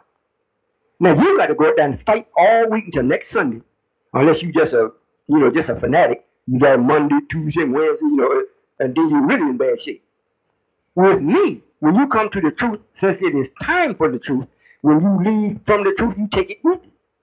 And then you start putting things in motion, even if it's on your person. You do your hair a certain way. You used to do it the other way. You found it wrong. You stopped doing it. Now you find out about the fingernail policy, it causes you not to be able to have children. You stop using it. Little things you start doing. Before you know it, now you got all the meat out of your house. Now you got all the stupidity out of your house. Now you're with the nation, inviting ones with the nation to your house. So it just keeps mushrooming. And before you know it, you say, well, Father, will you come and have dine with me? I said, well, of course. My house might not be that clean. And a lot of people tell me that. Yes, I understand. If you got no enough to invite me, and you know it ain't that clean, and you telling me up front, I got a choice to say, well, no. But I look at your intention in your heart. I say, hey, we got to go. Have a good time. Because I never put no pressure on you. That's the way God really is. I don't pressure you. I let you pressure your own self. It's called the accusing spirit. Once you learn the truth, you accuse yourself. I don't have to do it. Most people don't want to hear this, especially people that's with Louis. Because they're so wrong, just to give the greetings, they wrong. We reading on it. That's true. I'm reading on the net that they giving salam alaikum or dear brother hypocrite. How you going to say dear brother hypocrite? They don't go together. That's how wrong they are. All the things that mean something is gone. This way, we don't have to say, well, you are ignorant. No. It's got to go back to the leader. If you're ignorant, somebody led you into that ignorance. So we look at the head. I don't have nobody that is with me. I don't have no followers. No followers. Can't stand followers. You can be with me. And if you are, and I see some unsightly conduct that you're trying on, I may ask you, don't you know any better than that? Or does she know? Does she go to class? Yes, sir, Father. Well, maybe she needs some help. She might just need help. She might not need condemning. She might just need help. Go find out. They go and say, oh, yes, sir, Father. The brother said he didn't have a suit or he didn't have no shoes. He didn't have no money. He needs this. And that. Okay, well, do we have enough to get the brother's shoes? Yes, sir. Well, get him the shoes. See if he wants the shoes. If he say yes, go get him the shoes. Don't send him. Don't send him. Because we give him the money to go get the shoes. On the way, he sees something else. Then he have broken my trust. So I don't allow that. So I send somebody with him. Or we call the shoe store and say, look, we send it over so and so and so. Hook him up. We got the tab. So he'll get just his shoes. He ain't going down and get a necktie, bow tie, shirt. He's going to get shoes. That's what he said. That's our agreement. That's what he gets. But we don't, all them little things, we don't pay no attention to. So if he's going to be a Christian, I'm not asking you to leave Christianity. I most certainly am asking and expecting you to develop in your thinking in the way of truth. And when you do that, you don't need me no more. You can take care of everything else. People don't need me in the sense that they need me, the person. You need me to make sure that I got an opportunity. That's what I do. I provide opportunities. You better take them.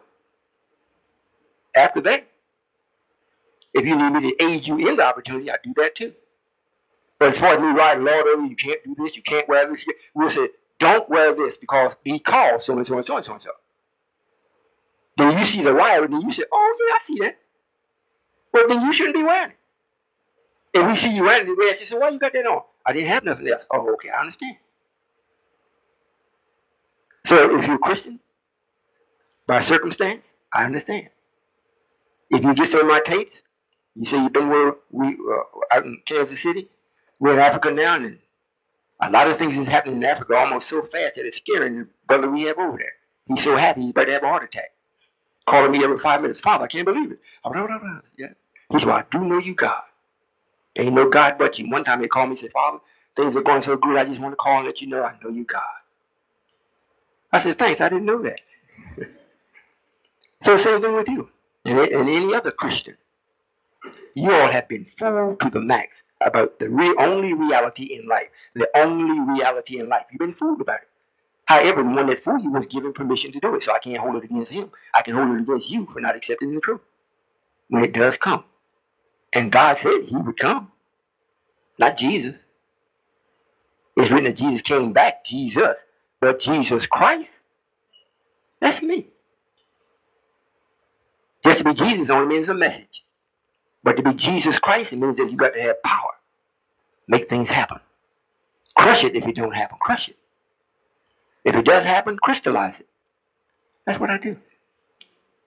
So the door is always open for a while. So it's up to you. One other question. When you speak about truth and speaking with my pastor and going to church, just if I go to him with a question, the first thing he says to me is, I am going to speak the truth to you. Not my truth, but the truth that is written. Okay. So what? This is the difference. Yeah, that's what I want to know. Is the truth that is written is hints and clues. It's not completed. The truth that I share with you is completed in the method in which I give it to you. It's mathematical. The truth that's written in the Bible. Now we have to remember, here's a law promising the people.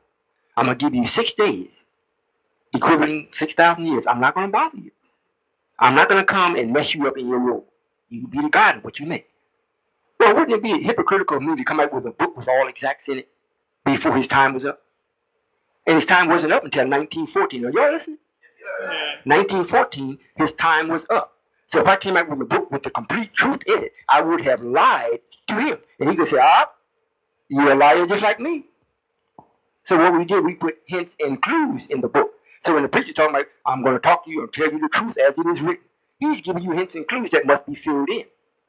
He can't fill it in. So if I didn't come up here with no book. I got a handkerchief on here, and that came in my pocket. Because I am the truth. I don't have it. I am that.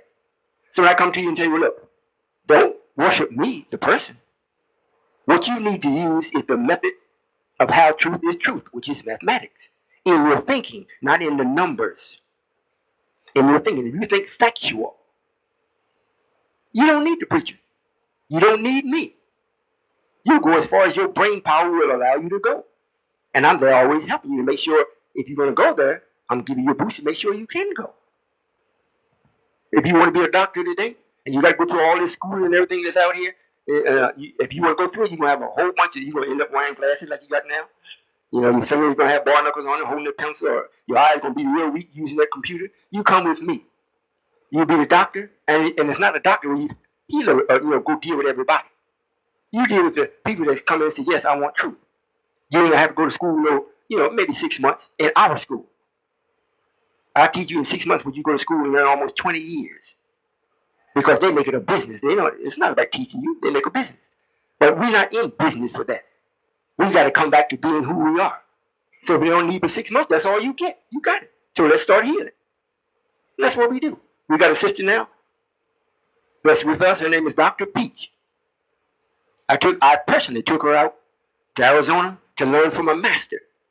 When she got there with the masters and he started teaching whatnot, she started looking at him and she started expressing how she do things. He looked at her and said, well, I know you got something. There's something about you that I don't have. He wasn't talking about she had some knowledge he didn't have. He was talking about just the way she carried herself and everything else. It was something that he could not touch. So he kept saying, well, it's something that you need to tell me. So just before we left, I said, tell him that you operate in a higher knowledge than him. So she went and told me the day when you were leaving. She said, well, what you've been looking for, trying to find out what's about me, I'm operating in a higher knowledge than what you are. He said, well, I got to bear witness you are. So she went to the master, but who was the master? She was. So she went, what, I think it was 4 weeks we went there, paid $3,000. You know, he taught in his home, and she ended up teaching him.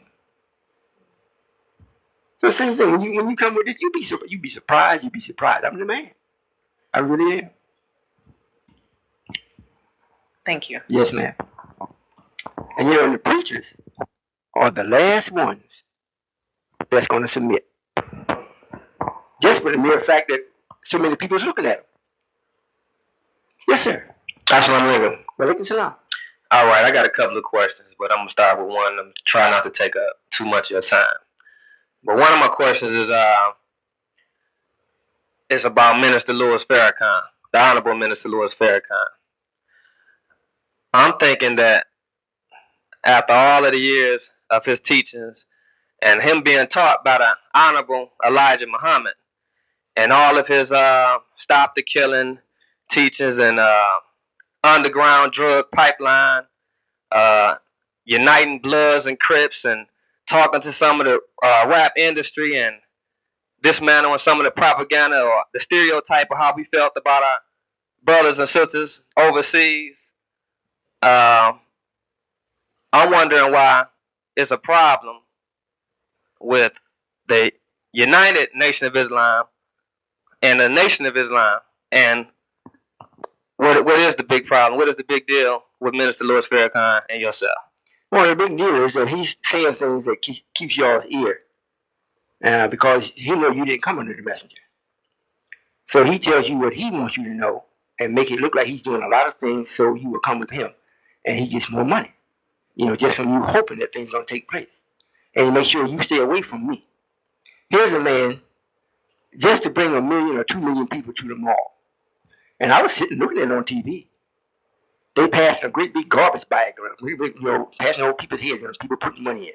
Not just one, quite a few. Where is the nation that you can go practice in? I mean, can you go down and get a job? I mean, a real job? Where is his transportation system? Where is his supermarkets in every city? Where are the things that it takes for you to be a man? I mean, you gave him the resources, you gave him the power because you gave him what you had. What did he do with it? It's just like it is written in the book. He kept it all for himself, the one man. So I got a problem with that. And I went to him first, number one. Went to him, told him the book that the messenger promised you that would come through you. Through. Y'all listen to the language. If you stay with my teaching, I will reveal the new book through you, not to you. I'm the new book. So I went and told him, Mr. Farrakhan, I'm the man. I come to give you relief, to help you. All that the nation is supposed to do, I will make it happen. You can keep on speaking, do whatever you want to do, in that sense. But right must be done here. And I know what is wrong. What you're doing is in error. I don't have to go to the people on the, and the good thing about wrong, as soon as you stop doing it, you ain't wrong no more. So all you had to do is just stop. But he chose not to.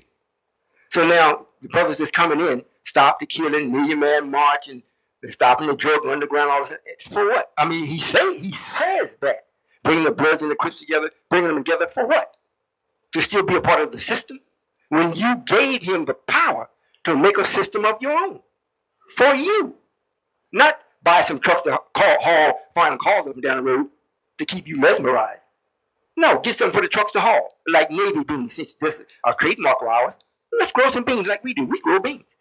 Or a combine the beans, carry to the mill, sift them, clean them, and we eat our beans. I mean, I did this within the last 3 years. He's had 20 some years. 20 some years. He know what I'm doing. He won't even mention my name out of his mouth. Because he don't want you to know. Because if you come in contact with me, the first thing you're going to see is him. Not me. Since you're coming from him, and you see what I'm doing, the first thing, everything that you see that I'm doing, it's going to reflect, damn it, how come he didn't do that? What? How come he didn't do that? Well, man, what do you mean?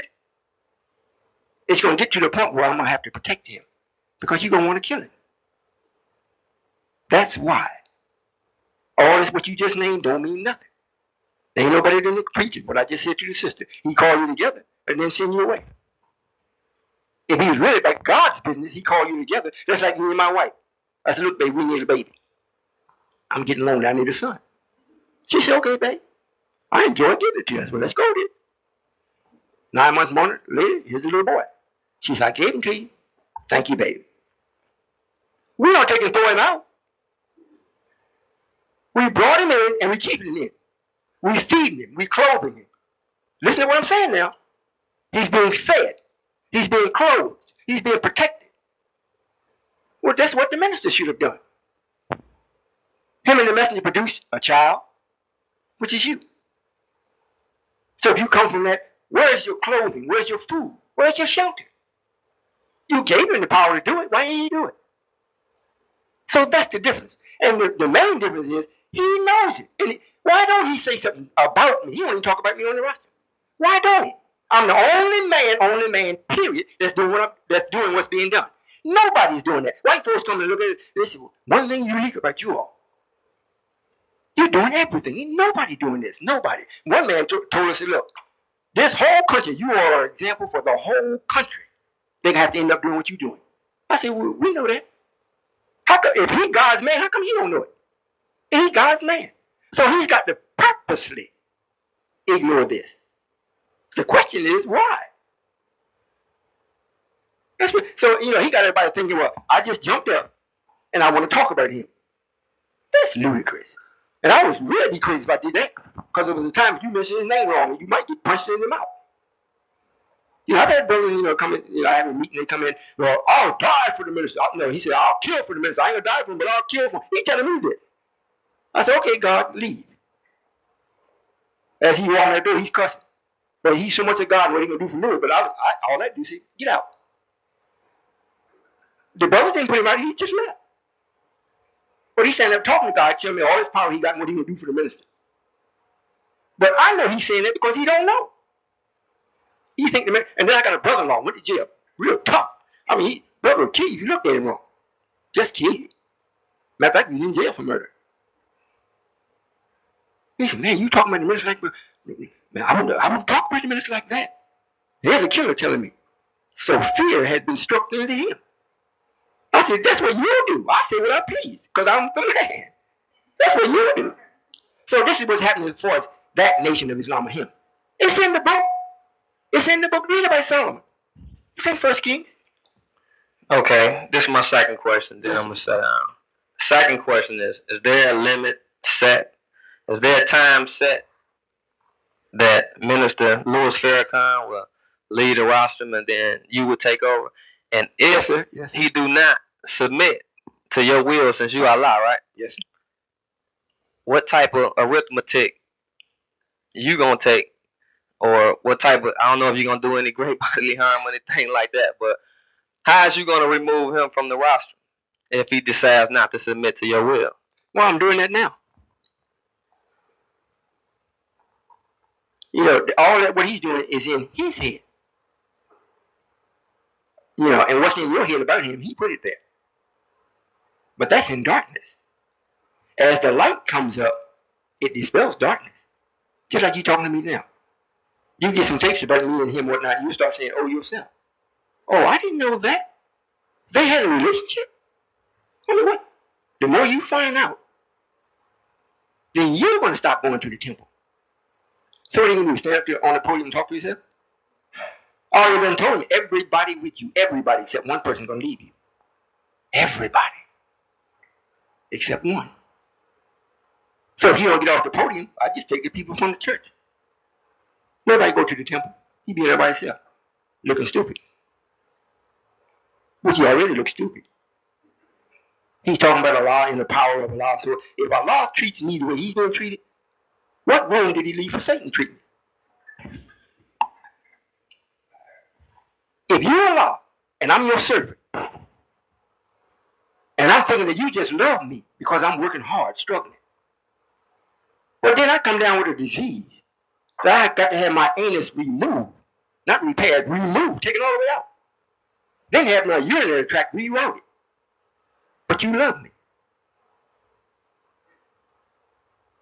I mean, that don't make sense. If you're going to let that happen to me, well, my God, what is Satan going to do? See, y'all don't think. You don't think at all. That alone lets any thinking person know God ain't with him. He is not with him. And anytime a man speaks the way he speaks on nothing definite, nothing. God is always definite. It is. We, not could be, ought to be. I'll pray over it. Please. So that's why I don't have to go there and threaten him and take him out. The things that happen to him, I allow it to happen. And some more things going to happen. It reads about him in the book. It says he died from the reason of his bowels falling out day by day. It didn't just fall out day by day. And when your anus is removed, where do you think that it's going? Although you have a bag, most of it goes in there, but what about the residue that don't make it? That don't have the natural body system, the chemicals in the body to fight that part that don't come out. So day by day by day. But you got him so high up in your mind, he's God.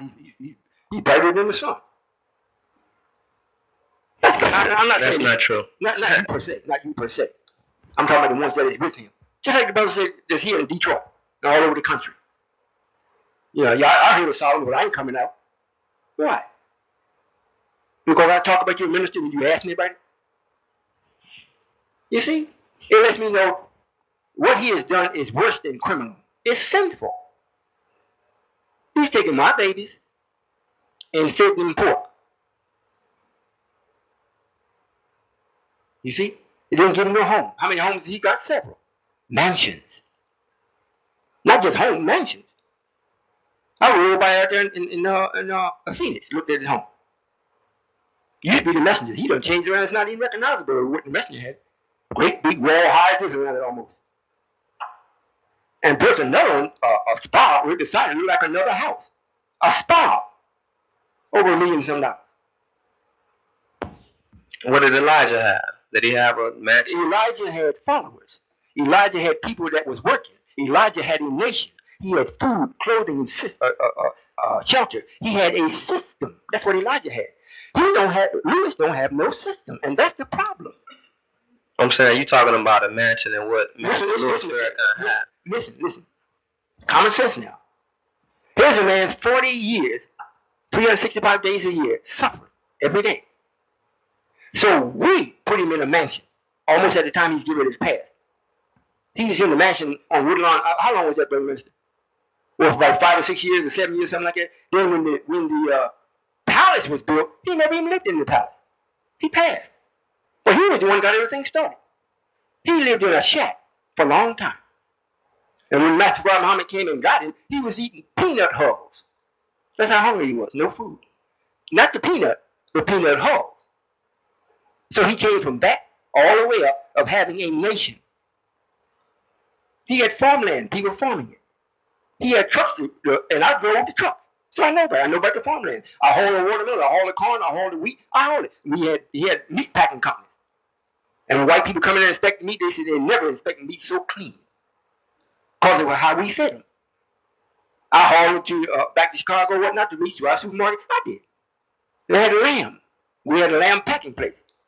We grew the lamb on Michigan. I go down to Michigan, pick up the lamb, carry it back up to Chicago on 47th Street in Halstead. Back the trailer in there, get the lamb off, brothers bring the lamb on in, slit the throat, start killing, getting set up for the supermarket. So that's what he had. He had a Muhammad speaks, meaning God speaks. Not no final call. And we carried it around to the people. He had a system. That's all Louis had to get was a system. His system was have a mosque structure and you come and donate. So his wife got a Rolls Royce, he got one. He got a mansion, his wife got one. He gets a Ferrari, his son gets one.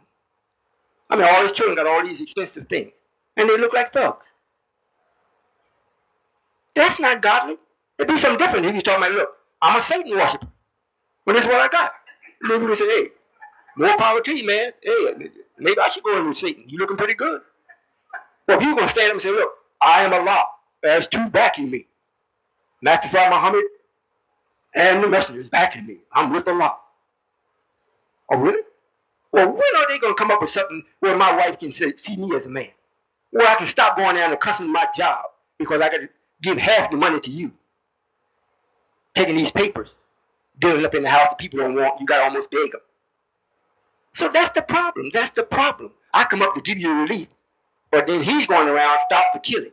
All men meeting, 15, 10, 15, 20,000 brothers come out. We don't even have 1,000 here. They came out, but what? Well, I'm going to show you how big a man I really am. I want a 1,000,000-man march. I want them to march on the Capitol. Is it your capital? No. Why you going to march there? Because I'm a big man. I just want to show this man he's not treating us right, and I'm going to share some knowledge, so you come on out. However, you got to pay a registration fee. And you got to collect money around the world, organize, send in money. Get all that money in. Then when you get there, if you're going to have a booth, you got to pay for the booth. You come to Kansas, and some other places we got, you don't go to the hotel. We got our own inns. And you come on the bus, or how do you come, you want a car to ride around, we rent you a car. We got a system. Only reason why it's small, because ain't nobody here hardly coming, based on the number of black men. As you grow, it'll grow. The system is there. Since I'm not wasteful, I don't do what I don't need. I'm not going to get no $5 million restaurant. Now it's closed. I'll give me a little restaurant because ain't many people come. When it gets to where I need a $5 million restaurant, I say, hey, mister, give up the keys. Sitting there doing nothing anyhow. Well, I'm not giving the keys. Okay. I'll send my secretary next week. I'm quite sure you change your mind.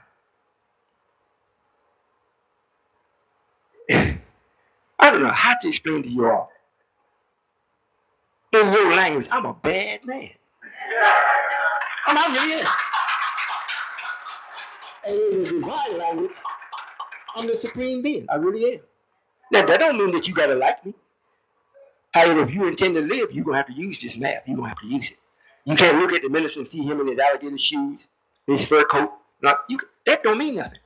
That don't mean nothing. That just only shows that he has some means to get that.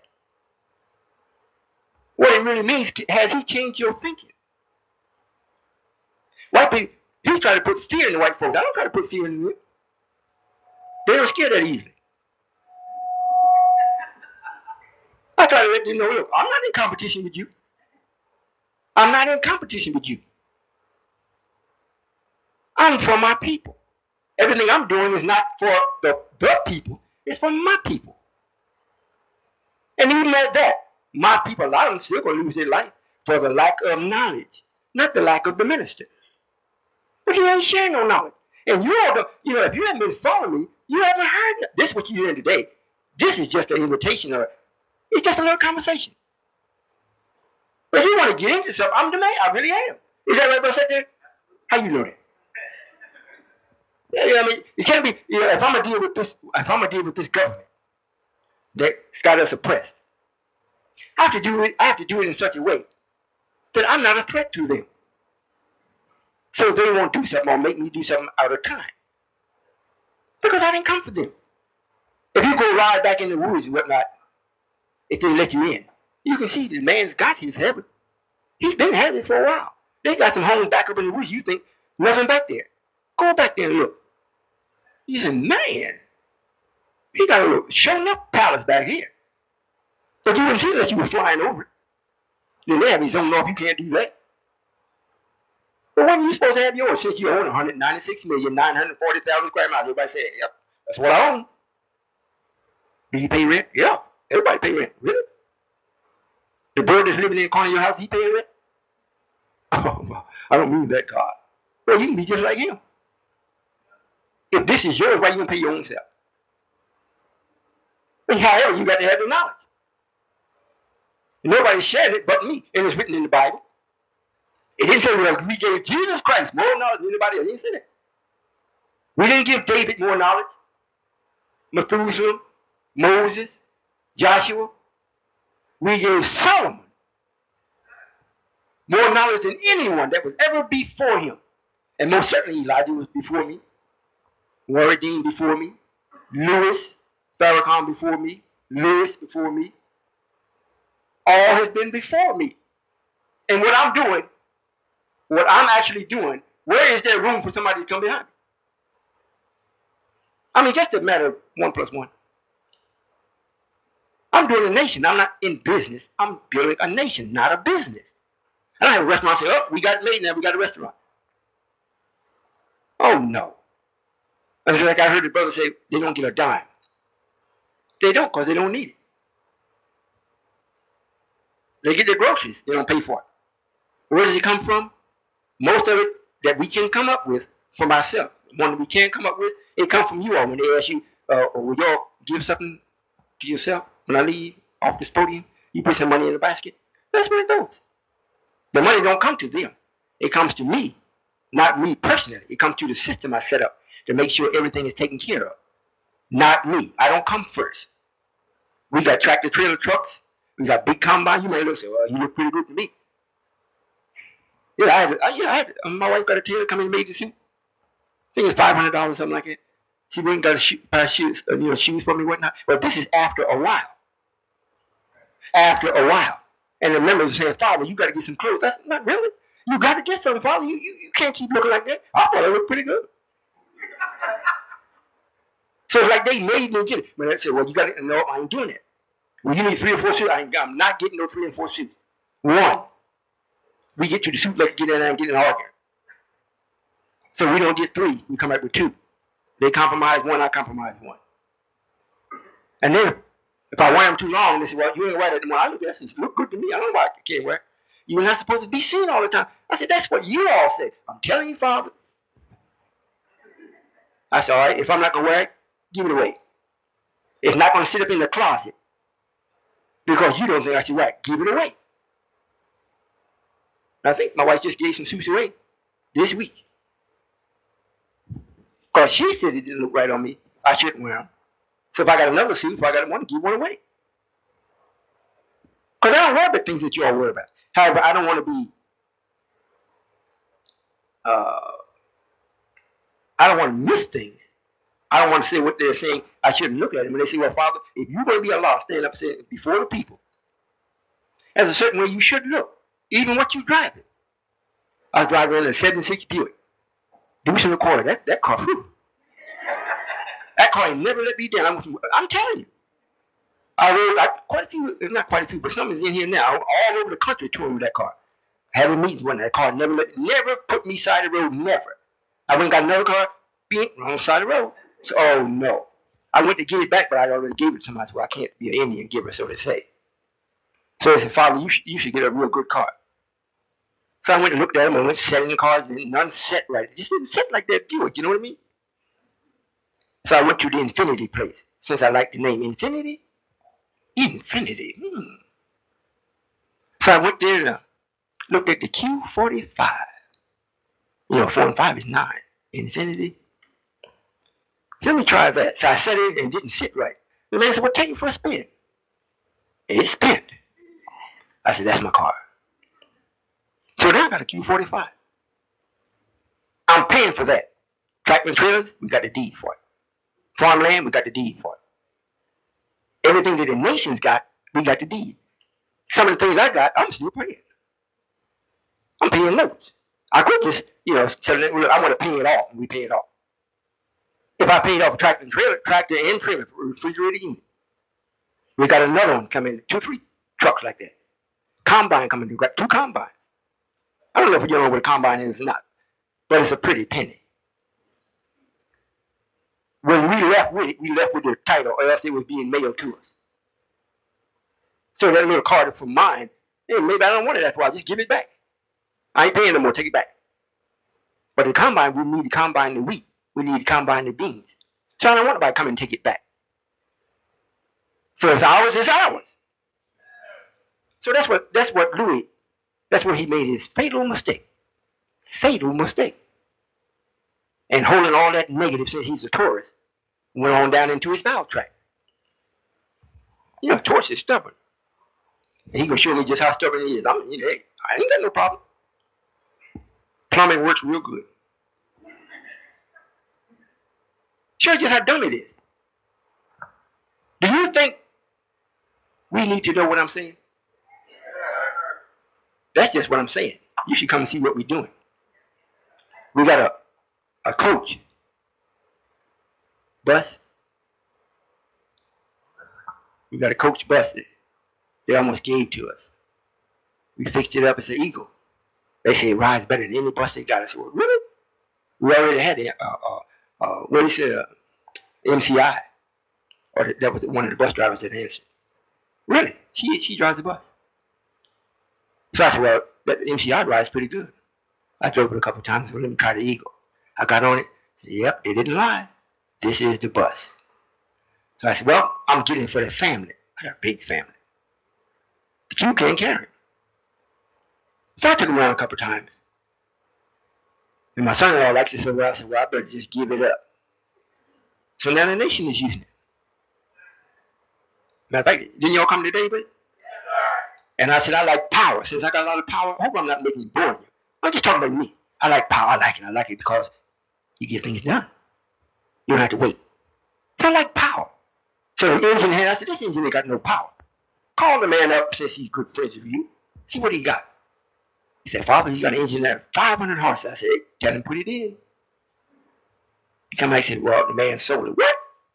We got one with 460. I said, don't let it get away. Now, you get in the bus, cruise control. Everything you think that you want in your car, the bus got it.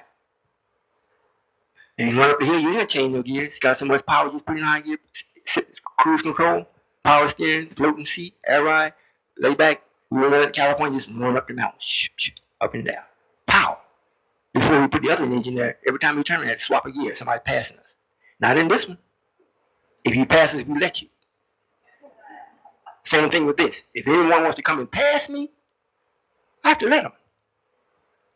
I'm just talking about it. Yes, sir. I don't need to keep you standing. All right. Last thing. If Minister... But don't that sound good? Imagine doing it. Go ahead. All right. If the Honorable Minister Louis Farrakhan set up a system, if he had set up the same system the Honorable Elijah Muhammad had, would this be an issue? Oh, no, with sir. the United Nation of Islam, and where would you would have failed in after that? I back them up. That's all. And besides that, like I was saying, is it a set time when Minister Louis Farrakhan should be coming off of his roster? Would it be 2 years, 3 years, 4? Not trying to get you to predict like Nostradamus or nothing like that. Yes, sir. You even got around that time or something like that? There is a set time. That's all that need to be known. There's a set time. And the reason why, I tell you why. He listens to these tapes more than you do. So if I say, well, look, he's got 2 years. He said, I can be a rascal for 2 years. Or if I say, well, no, he has from now until the time is up. He don't know when it's going to come. He don't know what's going to come. A fear comes up into your chest and remains there. Because when you're absolutely working against God and you know it, a fear comes up. You can't shake it. But if I say, well, he got 2 years, it leaves. Then it gets 2 years, or a year and 11 months, 29 days. Up. Father, I seen the light. I really want, oh, really? So, in other words, I'm just answering your question. And another thing that you said that quite a few other people say, that puts you in the zone of error. When you come and say, the Honorable, that's an error. So it makes you place him in your mind in a wrong position. The Honorable Minister Farrakhan. Master, you never said that? Never told him that. And we as the people sure don't have the authority. You know, the lesser can't give the greater permission to do nothing. So if the people want to keep calling him the Honorable Minister Louis Farrakhan, the Honorable, and he accepted. No, no, no, no. If he's the man, he said, no, no, that's from the messenger. I'm not the messenger. It's written and I can prove that I'm his helper. I'm not him. And the helper is never as great as the principal person. Never. So the messenger was called the Honorable Elijah Muhammad. And when you say the Honorable Minister Louis Farrakhan, right away, right then, he's in the wrong place. So that lets you put everything else wrong. He's just the Minister Farrakhan. That's all. That's all. And then he wants to name everybody Muhammad. The messenger said, look, I could name you, but I'm not going to let Allah come and catch me doing his job. And if I did name you, Allah would accept the name. But he just named you all at mass. Muhammad, Muhammad, Muhammad. It was in the airport and called it whatever. Muhammad show up and so Muhammad. There's a big confusion in the airport. So many people named the same name. So the people, you know, white folks, the ones got everything going. You go to their airport, go to their bus station, go to their restaurant, and something like that. And they look at this, what's wrong with these people? You see, are y'all grasping what's being said? Real simple. But we want to look off into spookism. You know, what was that title he came up with? The Origin of Blackness. And this make you all that's with him think, oh boy, the minister is heavy. Oh man, I can't wait to get that tape. But that's an impossibility. You can't come up with the origin of blackness. If you can come up with the origin of blackness, you can come up with the origin of space. If blackness was first, where did it come from? Light was put into the darkness, right? So it means you can find the origin of light. But how are you going to find the origins of darkness? But he tell it to people that can't or won't think. You see? But there's people watching all the time that is thinking. And because I say I'm Allah, it don't take away from the other scientists. It don't take away from the other rulers of the planet. The messenger told us for every 1,000 miles, there's a person that rules that 1,000 miles. And the earth is approximately 25,000 miles in circumference. So we got 25 rulers, each one taking 1,000 miles and ruling it. What about them? Do they think the minister is so great? They could have stopped him from getting cancer. Why didn't they stop it? We don't think. He called a million men. So what? If I went, he said, I'll go back and join somebody. I said, what the? Go back in my hometown? That's garbage. So they just quit coming out. Now I show up in the red suit. Here's another one. Think he God. They don't listen to what I say. And if I were not God, I say this several times, if I were not God, I would be crazy to show up here with no teeth. But what I say makes you forget I ain't got it. What you're hearing outweigh what you are seeing. So if it don't bother you, it don't bother me. And if it bothers you, it still don't bother me. It's good to be God, ain't it? Yes, sir, brother. You know, I'm answering things that you're not asking, but you are. So when you all leave here and one gets to take, they're simple things. Common sense. Yes, sir. All right. When our Honorable Elijah Muhammad was here, did he present you as God? No, sir. He didn't present me as God at that time. Not that he didn't know. He said there's many things I could tell you, but you can't bear it now.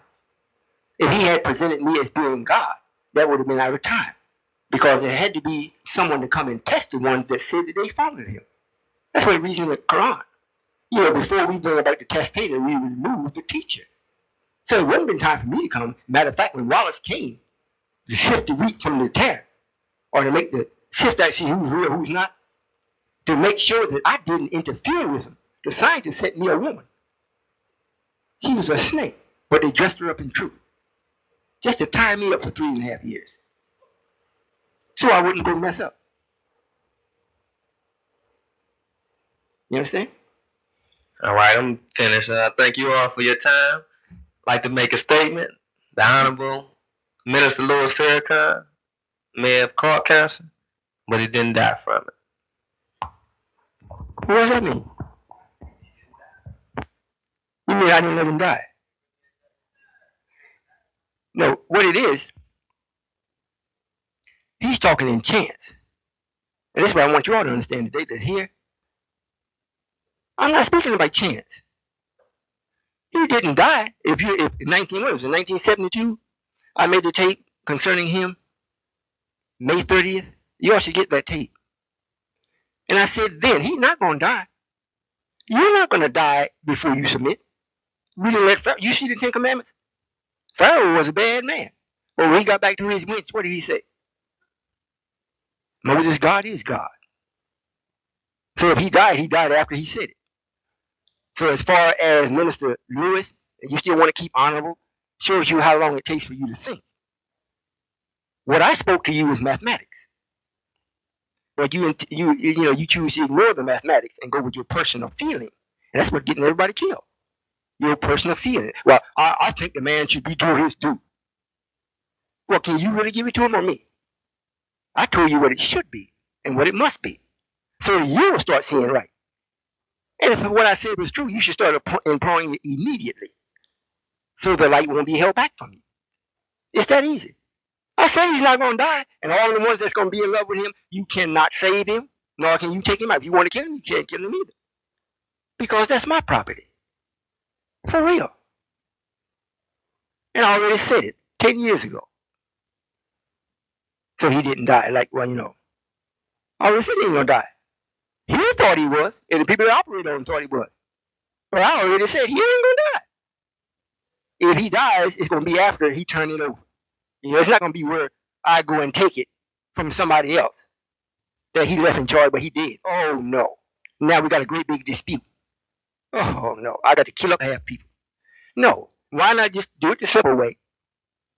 The man that's in charge say, look, I surrender. I Captain Matt. Isn't that real simple? And that's the way it's going to be.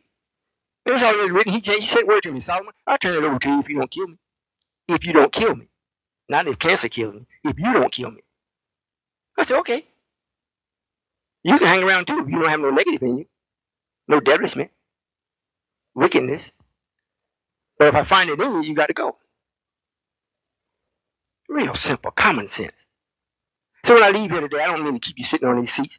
So when I say I'm gone, you jump up and run out. Before you go out, peruse the table in the back. Those are some of the things. And most of the things back there, our young people make it. So take your time and look at it. And anything that you give towards this, you're giving toward yourself. You're building up heaven, something in heaven for yourself. If you didn't put nothing in, you get to heaven, you might be rejected because we can't find no interest there. What you put in. Yes, sir. Assalamualaikum. Islam. My question was, okay, like, is the end of time or judgment day on its way, or We in it. okay, we in judgment. So is this thing about the end of days, you know what I'm saying? The end period, is life gonna go on? And that actually is going to take place here. There's going to come a time where we all have to leave here. Heaven life is going to go on. The only thing that I'm here to destroy is the process of wrong. If you get destroyed in the process, that's what you choose. I didn't come to destroy you. That part is already taking place. You killing yourself. You all got that. You killing yourself. I didn't come to kill you. I come to save you. However, you got a choice. If you want to be saved, then you're going to die. Simple as that. And I'm not going to miss you because you nothing and I came. If you leave nothing, how you going to miss nothing? If you're a great man doing many things for our people, and something come up where you're missing, then I'm going to miss you. So the judgment is already in process. You had this is from earlier. You had said that you had came here. You came to Earth in the flesh with your wife, right? No, sir. I came with my twin. After I got here, before I came to you, I got married. Not in the sense that she's my wife. I said she's my twin. In other words, I got a female that I have shaped and molded and prepared to be Mrs. Allah, not Miss Allah. Because if she was Miss Allah, she wouldn't have no husband. She wouldn't be me. Mrs. The part that's missing is the it. I'm the it. So the things that the sisters need to know, I got someone that can actually share it with them. From my own thinking on the female side. Okay, so that's all right. And okay, this is the last question. I said that just to show that I'm always complete. When I came through the womb, I came complete. When I came before you, I came complete. That's my last question. You were saying like you had to put math with math, not like numbers, but you're saying add it up, see if it add up. You know what I'm saying? Go to the books and things like that. So is the Holy Quran matter? Does it matter? Is it matter? Because you know what I'm saying? Is You that know, matter like what you can touch or feel. Right. You know what I'm saying? Is it something that you have to have? Something that no, sir. is, you know what I'm saying? No, sir. The Holy Quran is not for us, period. It is matter. However, it don't matter when I'm here. You need all these things in my absence. When I'm here, if I'm the all in all, you don't need no book. You need a system where you can use at any time without going and getting something else. You don't need a book. You don't need another person. You just need the system. And the system for creating or making things to a definite is math and how you apply it. They say numbers is the language of symbols.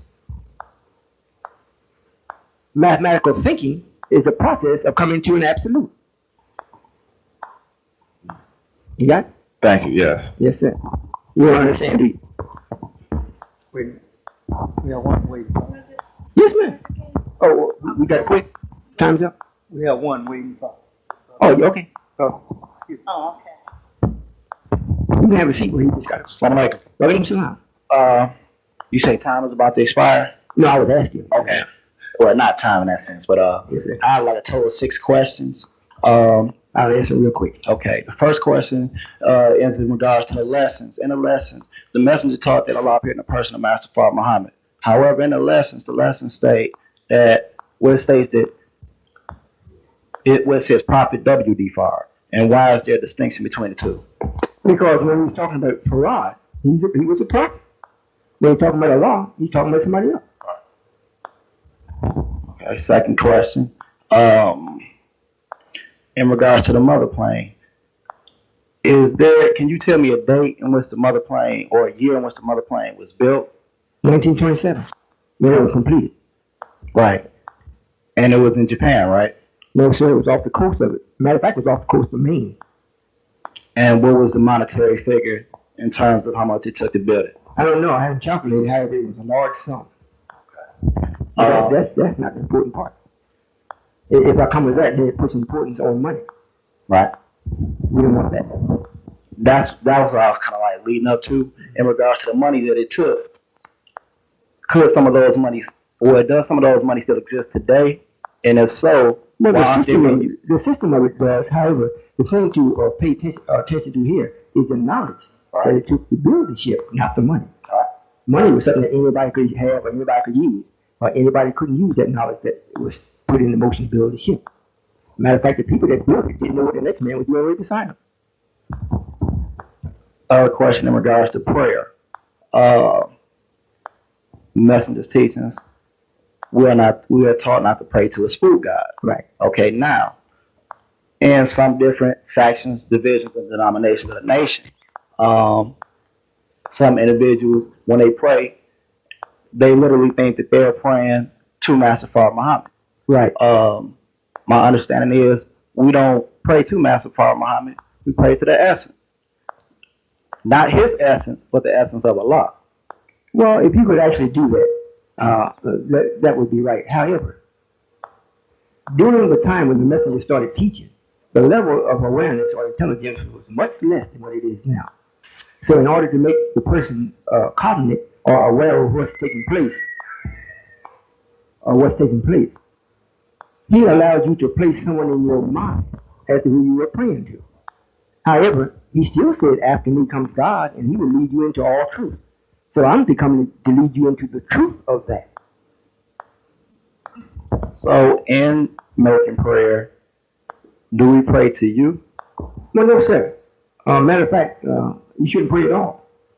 Thank you. I'm here. Thank you. Okay. You can do this. if you're about to do something, and if you're unsure whether it should be done or not, according to what would please Allah, you would say, well, what I'm about to do, I pray that it's done in Allah's name, or I do it in Allah's name, or I pray that Allah makes me successful. If you don't, I know I'm not supposed to do it. That's it. It's like putting your will out to be right, and I got to honor that. So if what you want to do is not right, you're going to be unsuccessful. If it's right, you're going to be successful. And you say all praise is due to Allah, but you don't say all praise is due to Allah, Royall. You say Allah. From the Savior's disappearance in 1933 up until your coming, where it was, because if I'm correct me if I'm wrong, you gave an analogy in regards to a vehicle. And this is what the essence of Allah is placed inside a vehicle. Currently, it is in your person. So, from the disappearance of the master up until now, where was that essence placed in which vehicle? For the time that he disappeared.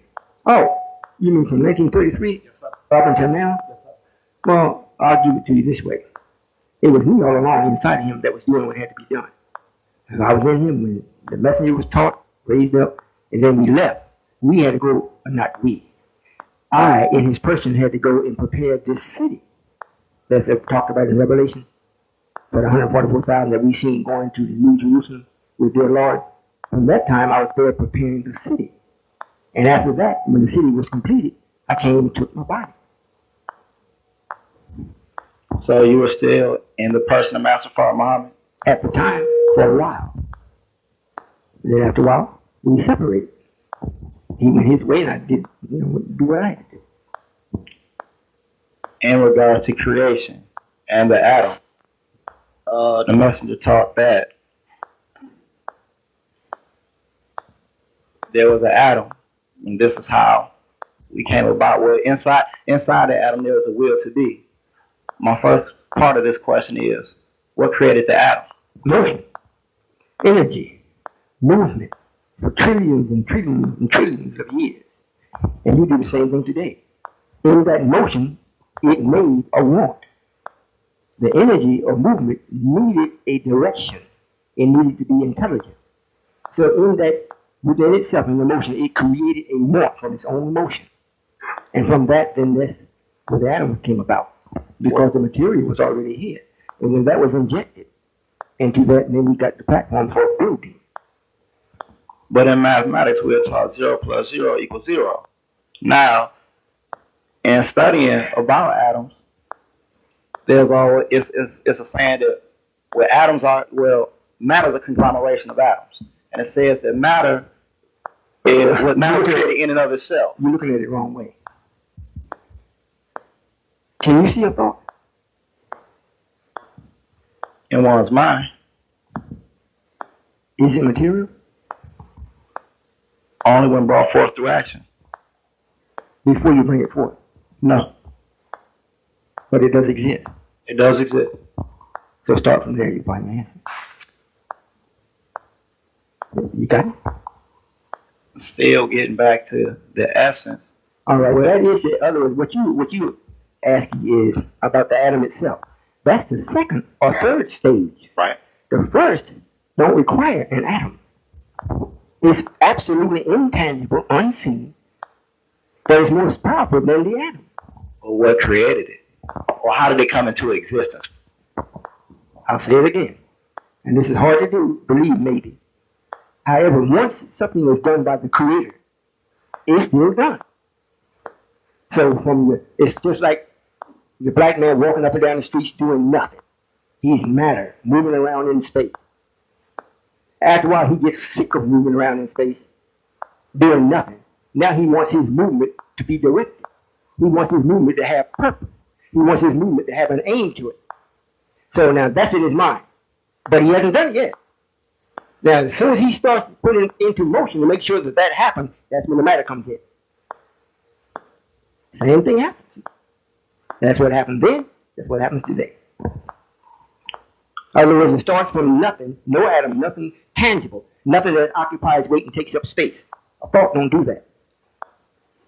It's even, you don't see air, but you know it's in it. You can feel it. It's occupying space. And it does have weight, but you still can't see it. However, a thought don't have no weight to it. It don't occupy no space. It will take up time, but not space, according to how you use it. So if motion is in motion, moving for that period of time, if you can add a time to it, and the motion finally decides or comes into a development that it wants a want, which you do every day. I want to go see if this man is God. I want to make love with my wife. I want a son. I want to eat. I want to go. I want to stay. I want to grow.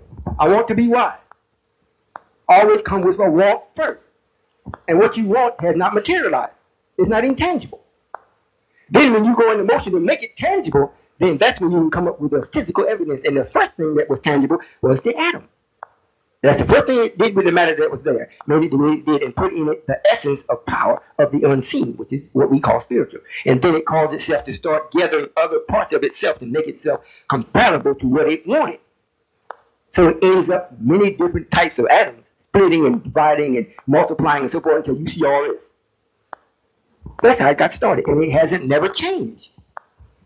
It didn't change. It did it in the beginning, so it's still doing it to you every day. It's just that now you can see something that you want that may influence you, but before you get it, the want still comes up. I don't want to go to jail. The want is still there, whether it's pro or con. You understand what I'm saying? Okay. Last question is a question that I think all of us wrestle with. Yes, sir. Regardless of what faith, belief, or denomination. What is or was the purpose for creation? What is the purpose for creation? I just answered it.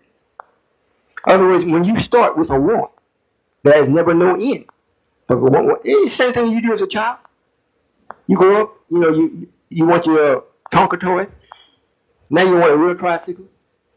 Now you want a car, a bike, a motorcycle. Now you want a car. And if you're rich enough, now you want a plane. If you're really rich, now you want to go on a shuttle. It don't never stop. The reason why I ask that is because I wrestle with this a lot.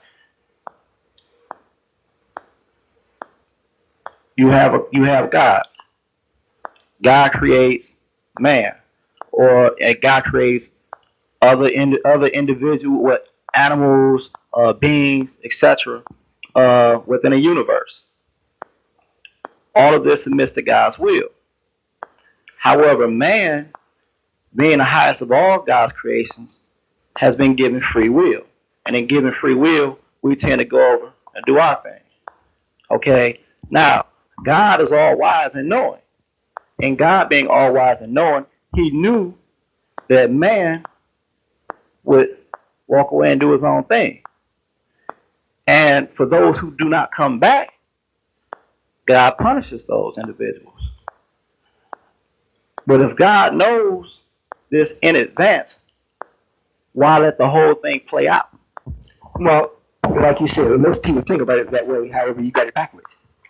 Yes, God knew about it from the beginning. That's what I said before. Let us make man. And make him our vicegerent. For 6 days, he put a time on it. Like you asked me, well, how long is it going to be? He put a time on it, 6 days. Now you're going to have to go through this, and at the end of the 6 days, listen carefully. Listen carefully. To show you that we already know what's going to happen before it happens. We're going to, during the spirit of 6,000 years, we're going to keep this negative or the devil in check. We're not going to destroy him, we're not going to kill him, just keep him in check. And then, at the end of his days, in his 6 days, close to the end of it, we're going to turn him loose. For 1,000 years, we're going to keep him pinned up. That's what Islam did. Kept Christianity pinned up for 1,000 years. Then for 400 years, it allowed him to leave England and come over here and do whatever he wanted to do. 400 years to do this. You and I have to go under this. So God already knew. He told us that what the man, we can let him go and he can wreak havoc over the earth. Because that's the end. Now, as far as me punishing you, I'm not punishing you. Whatever punishment you get is coming from the lifestyle that you live. Once I raised up Elijah, and you in any type of punishment, that's yours. I mean, you got to pay for some of the things your hands do. So that you might wake up and say, well, wait a minute. I better stop doing this. Most people don't think God is doing it. I mean, hey, why are you going to punish somebody that's already dead? You get nothing from it. You first got to bring them up to life. So the ones that came under the message, came up, whatnot, accepted the message. I'm here to collect them and give them the reward, which was promised to them. Money, good home, to walk, peace and contentment of heart. And that's what I'm here to do. Now, if they don't want to come, they get burnt up. The person that I do punish is what the brother say, the Honorable Minister Louis Farrakhan. Because he's supposed to have already known. I was already backing him. He's seen what happened with the messenger. He knows this is real. Then he, like you say, that choice, stepped over. All right. So I have a right to punish him because he was with us. Anybody that's not with us, I don't have the right to punish you. You're punishing yourself automatically. I don't even waste time doing that. However, if you come with me and you stand up representing me, and there's no challenge, there's nothing, nobody can come up and say, well, I'm the one. You're so dynamic in what you're doing, it automatically shuts that up. You represent God. But then you come with that free will thing and step over on the negative side. Yes, then I punish you. Other than that, hey. I have one more question. I have it's two questions. One is a question. The First is it, you don't understand this? Yes, sir. All right. One of the questions I have to ask is there a way that I could talk with you one-on-one?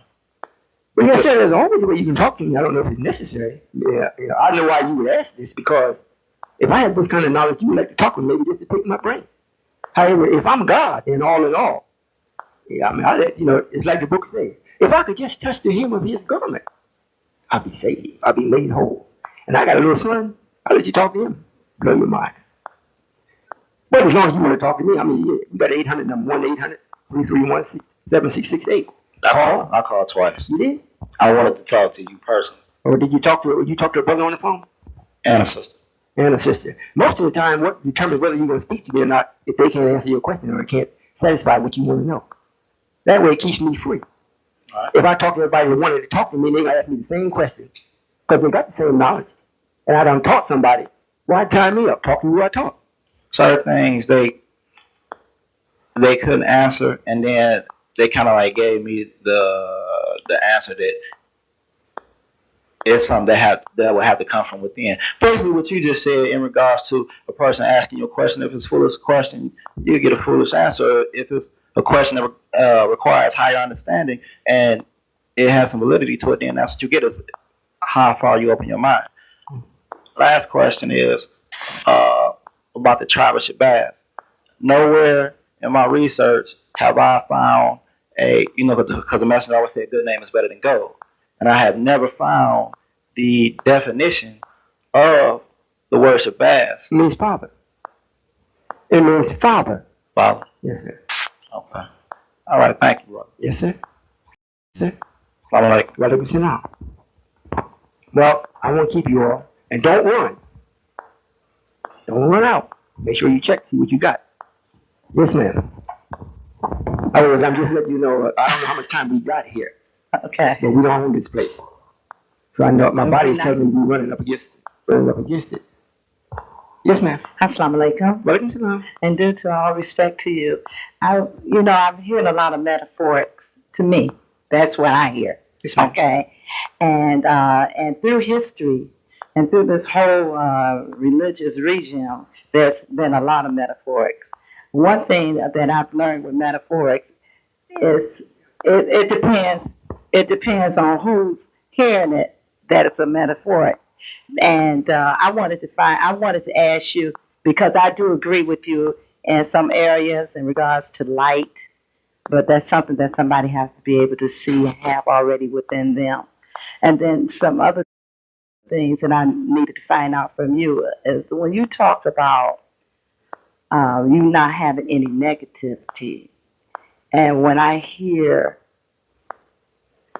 and I'm sitting here and I'm hearing things about if people don't come to your side or come to the way that you look at things, that there seem like there's going to be some type of judgment set on them.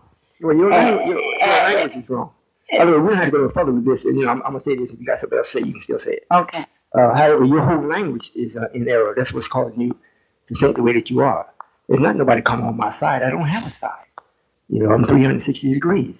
And it's not my way or nobody else's way. It's the right way. And it's coming a time, it's already been prophesied.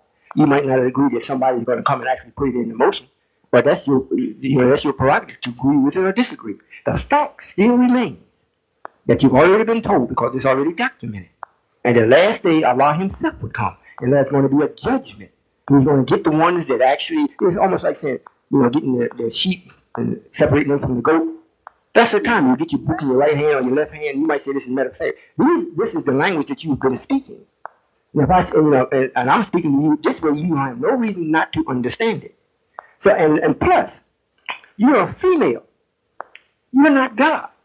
So, the essence, listen, this may be offensive, but it's a fact that may offend you. It's still a fact. But I think this is why the message is to the black man. Because he has the knowledge to get to the ability to get to the essence of things. You are the physical part of God. After He brings to you the essence and starts to develop it, He allows you to decorate it or make it beautiful. Or say, well, I like it or I don't like it. However, the essence of things, you are not capable, and I'm not saying this is because of your own weakness. It's the way we made you. To make sure we don't have no two gods in the house at the same time. I'm God and my wife is God. No, she can be God is. I can be he, she has to be her. I can be him, she has to be her. I can be a man, she has to be a woman. You see? So there's always one that gives the instruction, gives the protection, there's one to receive it. So when I'm speaking this way to the black man, there's quite a few things that the sister is not going to understand. However, if you've been out in this world, operating in this world, you ain't seen no real men. Because the white man and the white woman is equal. They're equal. So when you're dealing in that, you don't see nothing higher than you. But the God is higher than you. This is why the messenger wrote in his book, which is true. We made you to stop us from searching for another man. And He made you secondly. And you're not God because of the weakness of you. It's not of you. He could have said, because we made you weak this way. The weakness is not due to you. And you cannot, I don't care how much you like it or dislike it, you can't go beyond what we made you to be. So this is why I understand why you're speaking the way you're speaking. However, it is true. If you do not accept what I'm teaching, I didn't say accept me. If you do not accept what I'm teaching and doing, you're going to perish. Simple as that. It's not complicated. So it don't have anything to do with what you like or don't like. It don't have anything to do with that. If you're with me, you're going to live. If you think that, you find fault and you're going to wait and you're not going to be with me, you're going to die. It's simple as that. Now, how you die might be up to you. Sir, and I'm going to come with I'm going to come with the sir. I'm going to come with the sir with you now, because in my estimate, in regards to if you believe in the Bible or whatever you believe in, and a lot of people come from Christianity before they even come to the essence of where they stand at today. And so I suppose they read the first chapter of Genesis, and then I suppose they read about Adam and Eve, and I suppose that they read that God came to Adam and asked Adam not to eat of the fruit, and then the man has always wanted to say it's the woman's weakness, and I see it in the man's weakness. And I'm saying this sister, also, in regards sister, to... hold a minute, sister. I just Wait a minute, sister, wait a minute. That's your interpretation. That's your interpretation. You didn't think that you just... I'm a woman, okay?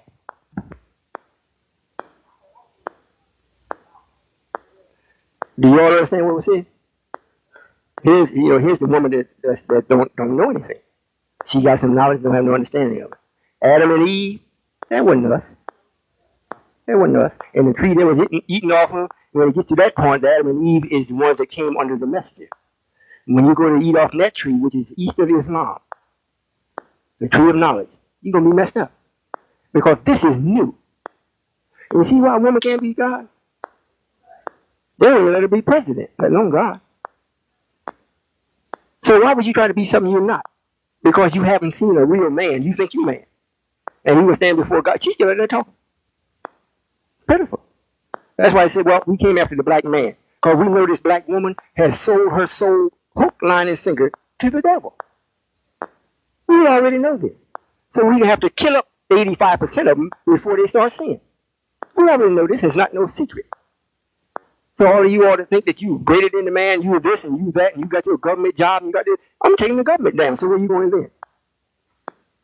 I mean, it's being done every day. Every day it's being done. Did you see the news on CNN today? I mean, it's peace is nowhere. You can't find peace.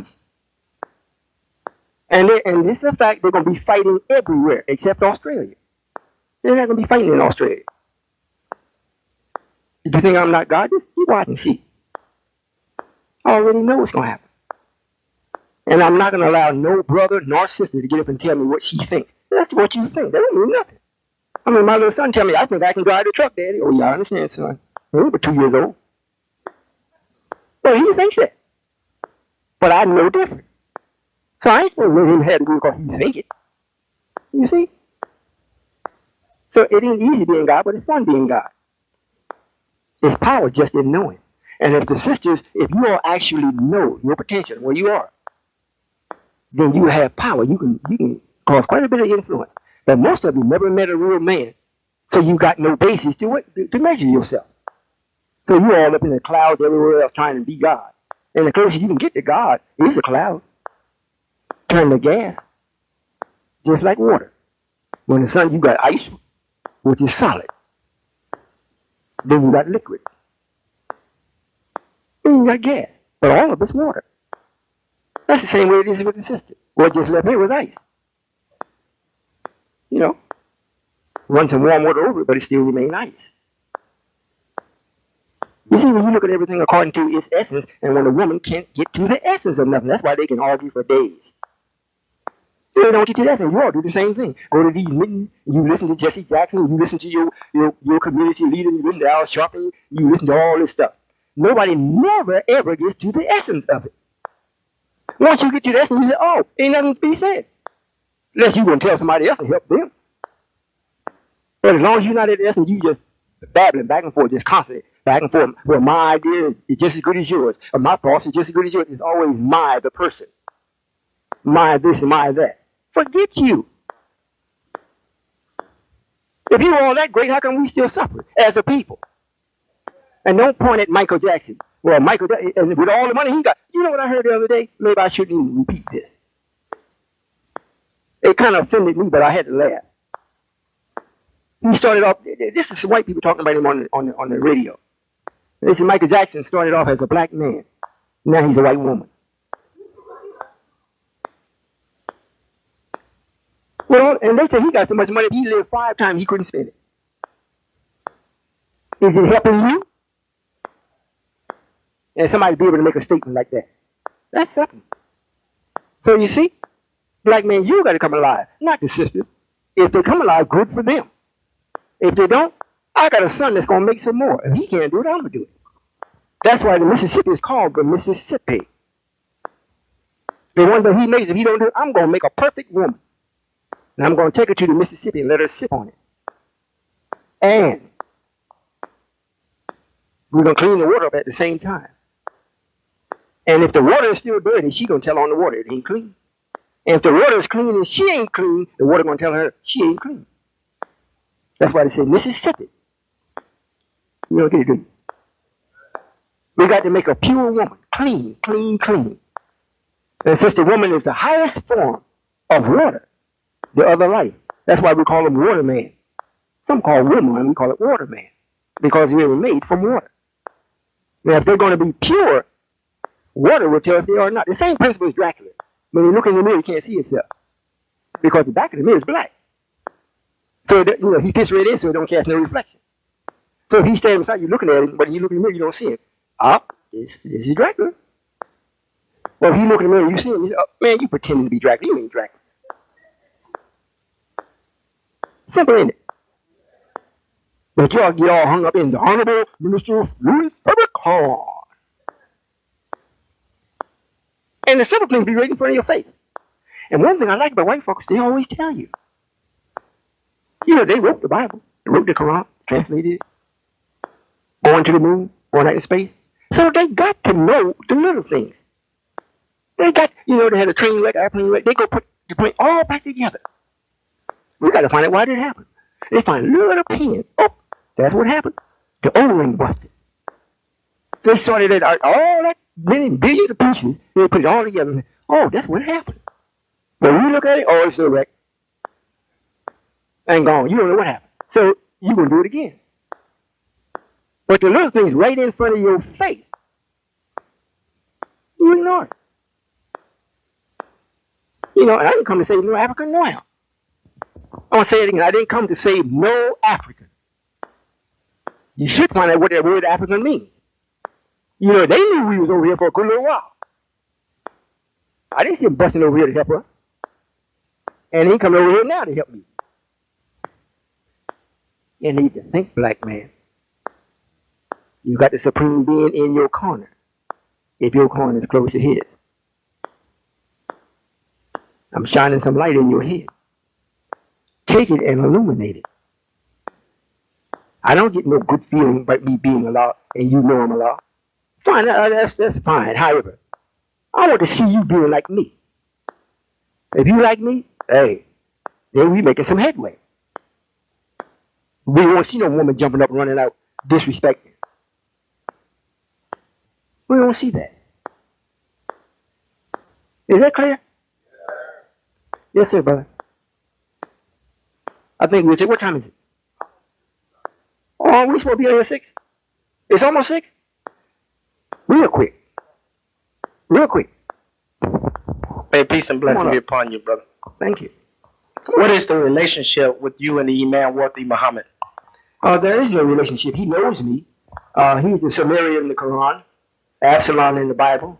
He's the one that separated the wheat from the tare from the messenger.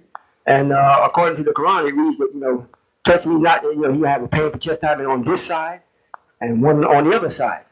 And until that actually takes place, we're to touch him not. So that's the fate of him, if you understand. Well, there's no bridge in that community with your community. That's what you're trying to say? No, sir. What I'm saying is this. You asked about him. People that's with him is another thing. I'm setting forth the table of truth. If they want to come, they come. But as far as him, he's sealed. He can't come. Simple as that. Otherwise, he is not going to come. He's one of the worst people on the planet. There's one more worse than him. He's going to be in that part where you call it the deepest part of the fire. He already got his slot waiting for him. That's that other side. You'd be surprised, brother. You'd be surprised. You know, I'm the Allah. I got it. And nobody else got it but me. I can't wait to share it with you so you and I can be together and we get it done. We're going to leave from here, go to another place. We do whatever we want to do because we got it. But you got to go by what will make this happen. And it can't be by your wishes, hopes, beliefs, or opinions. So I'm going to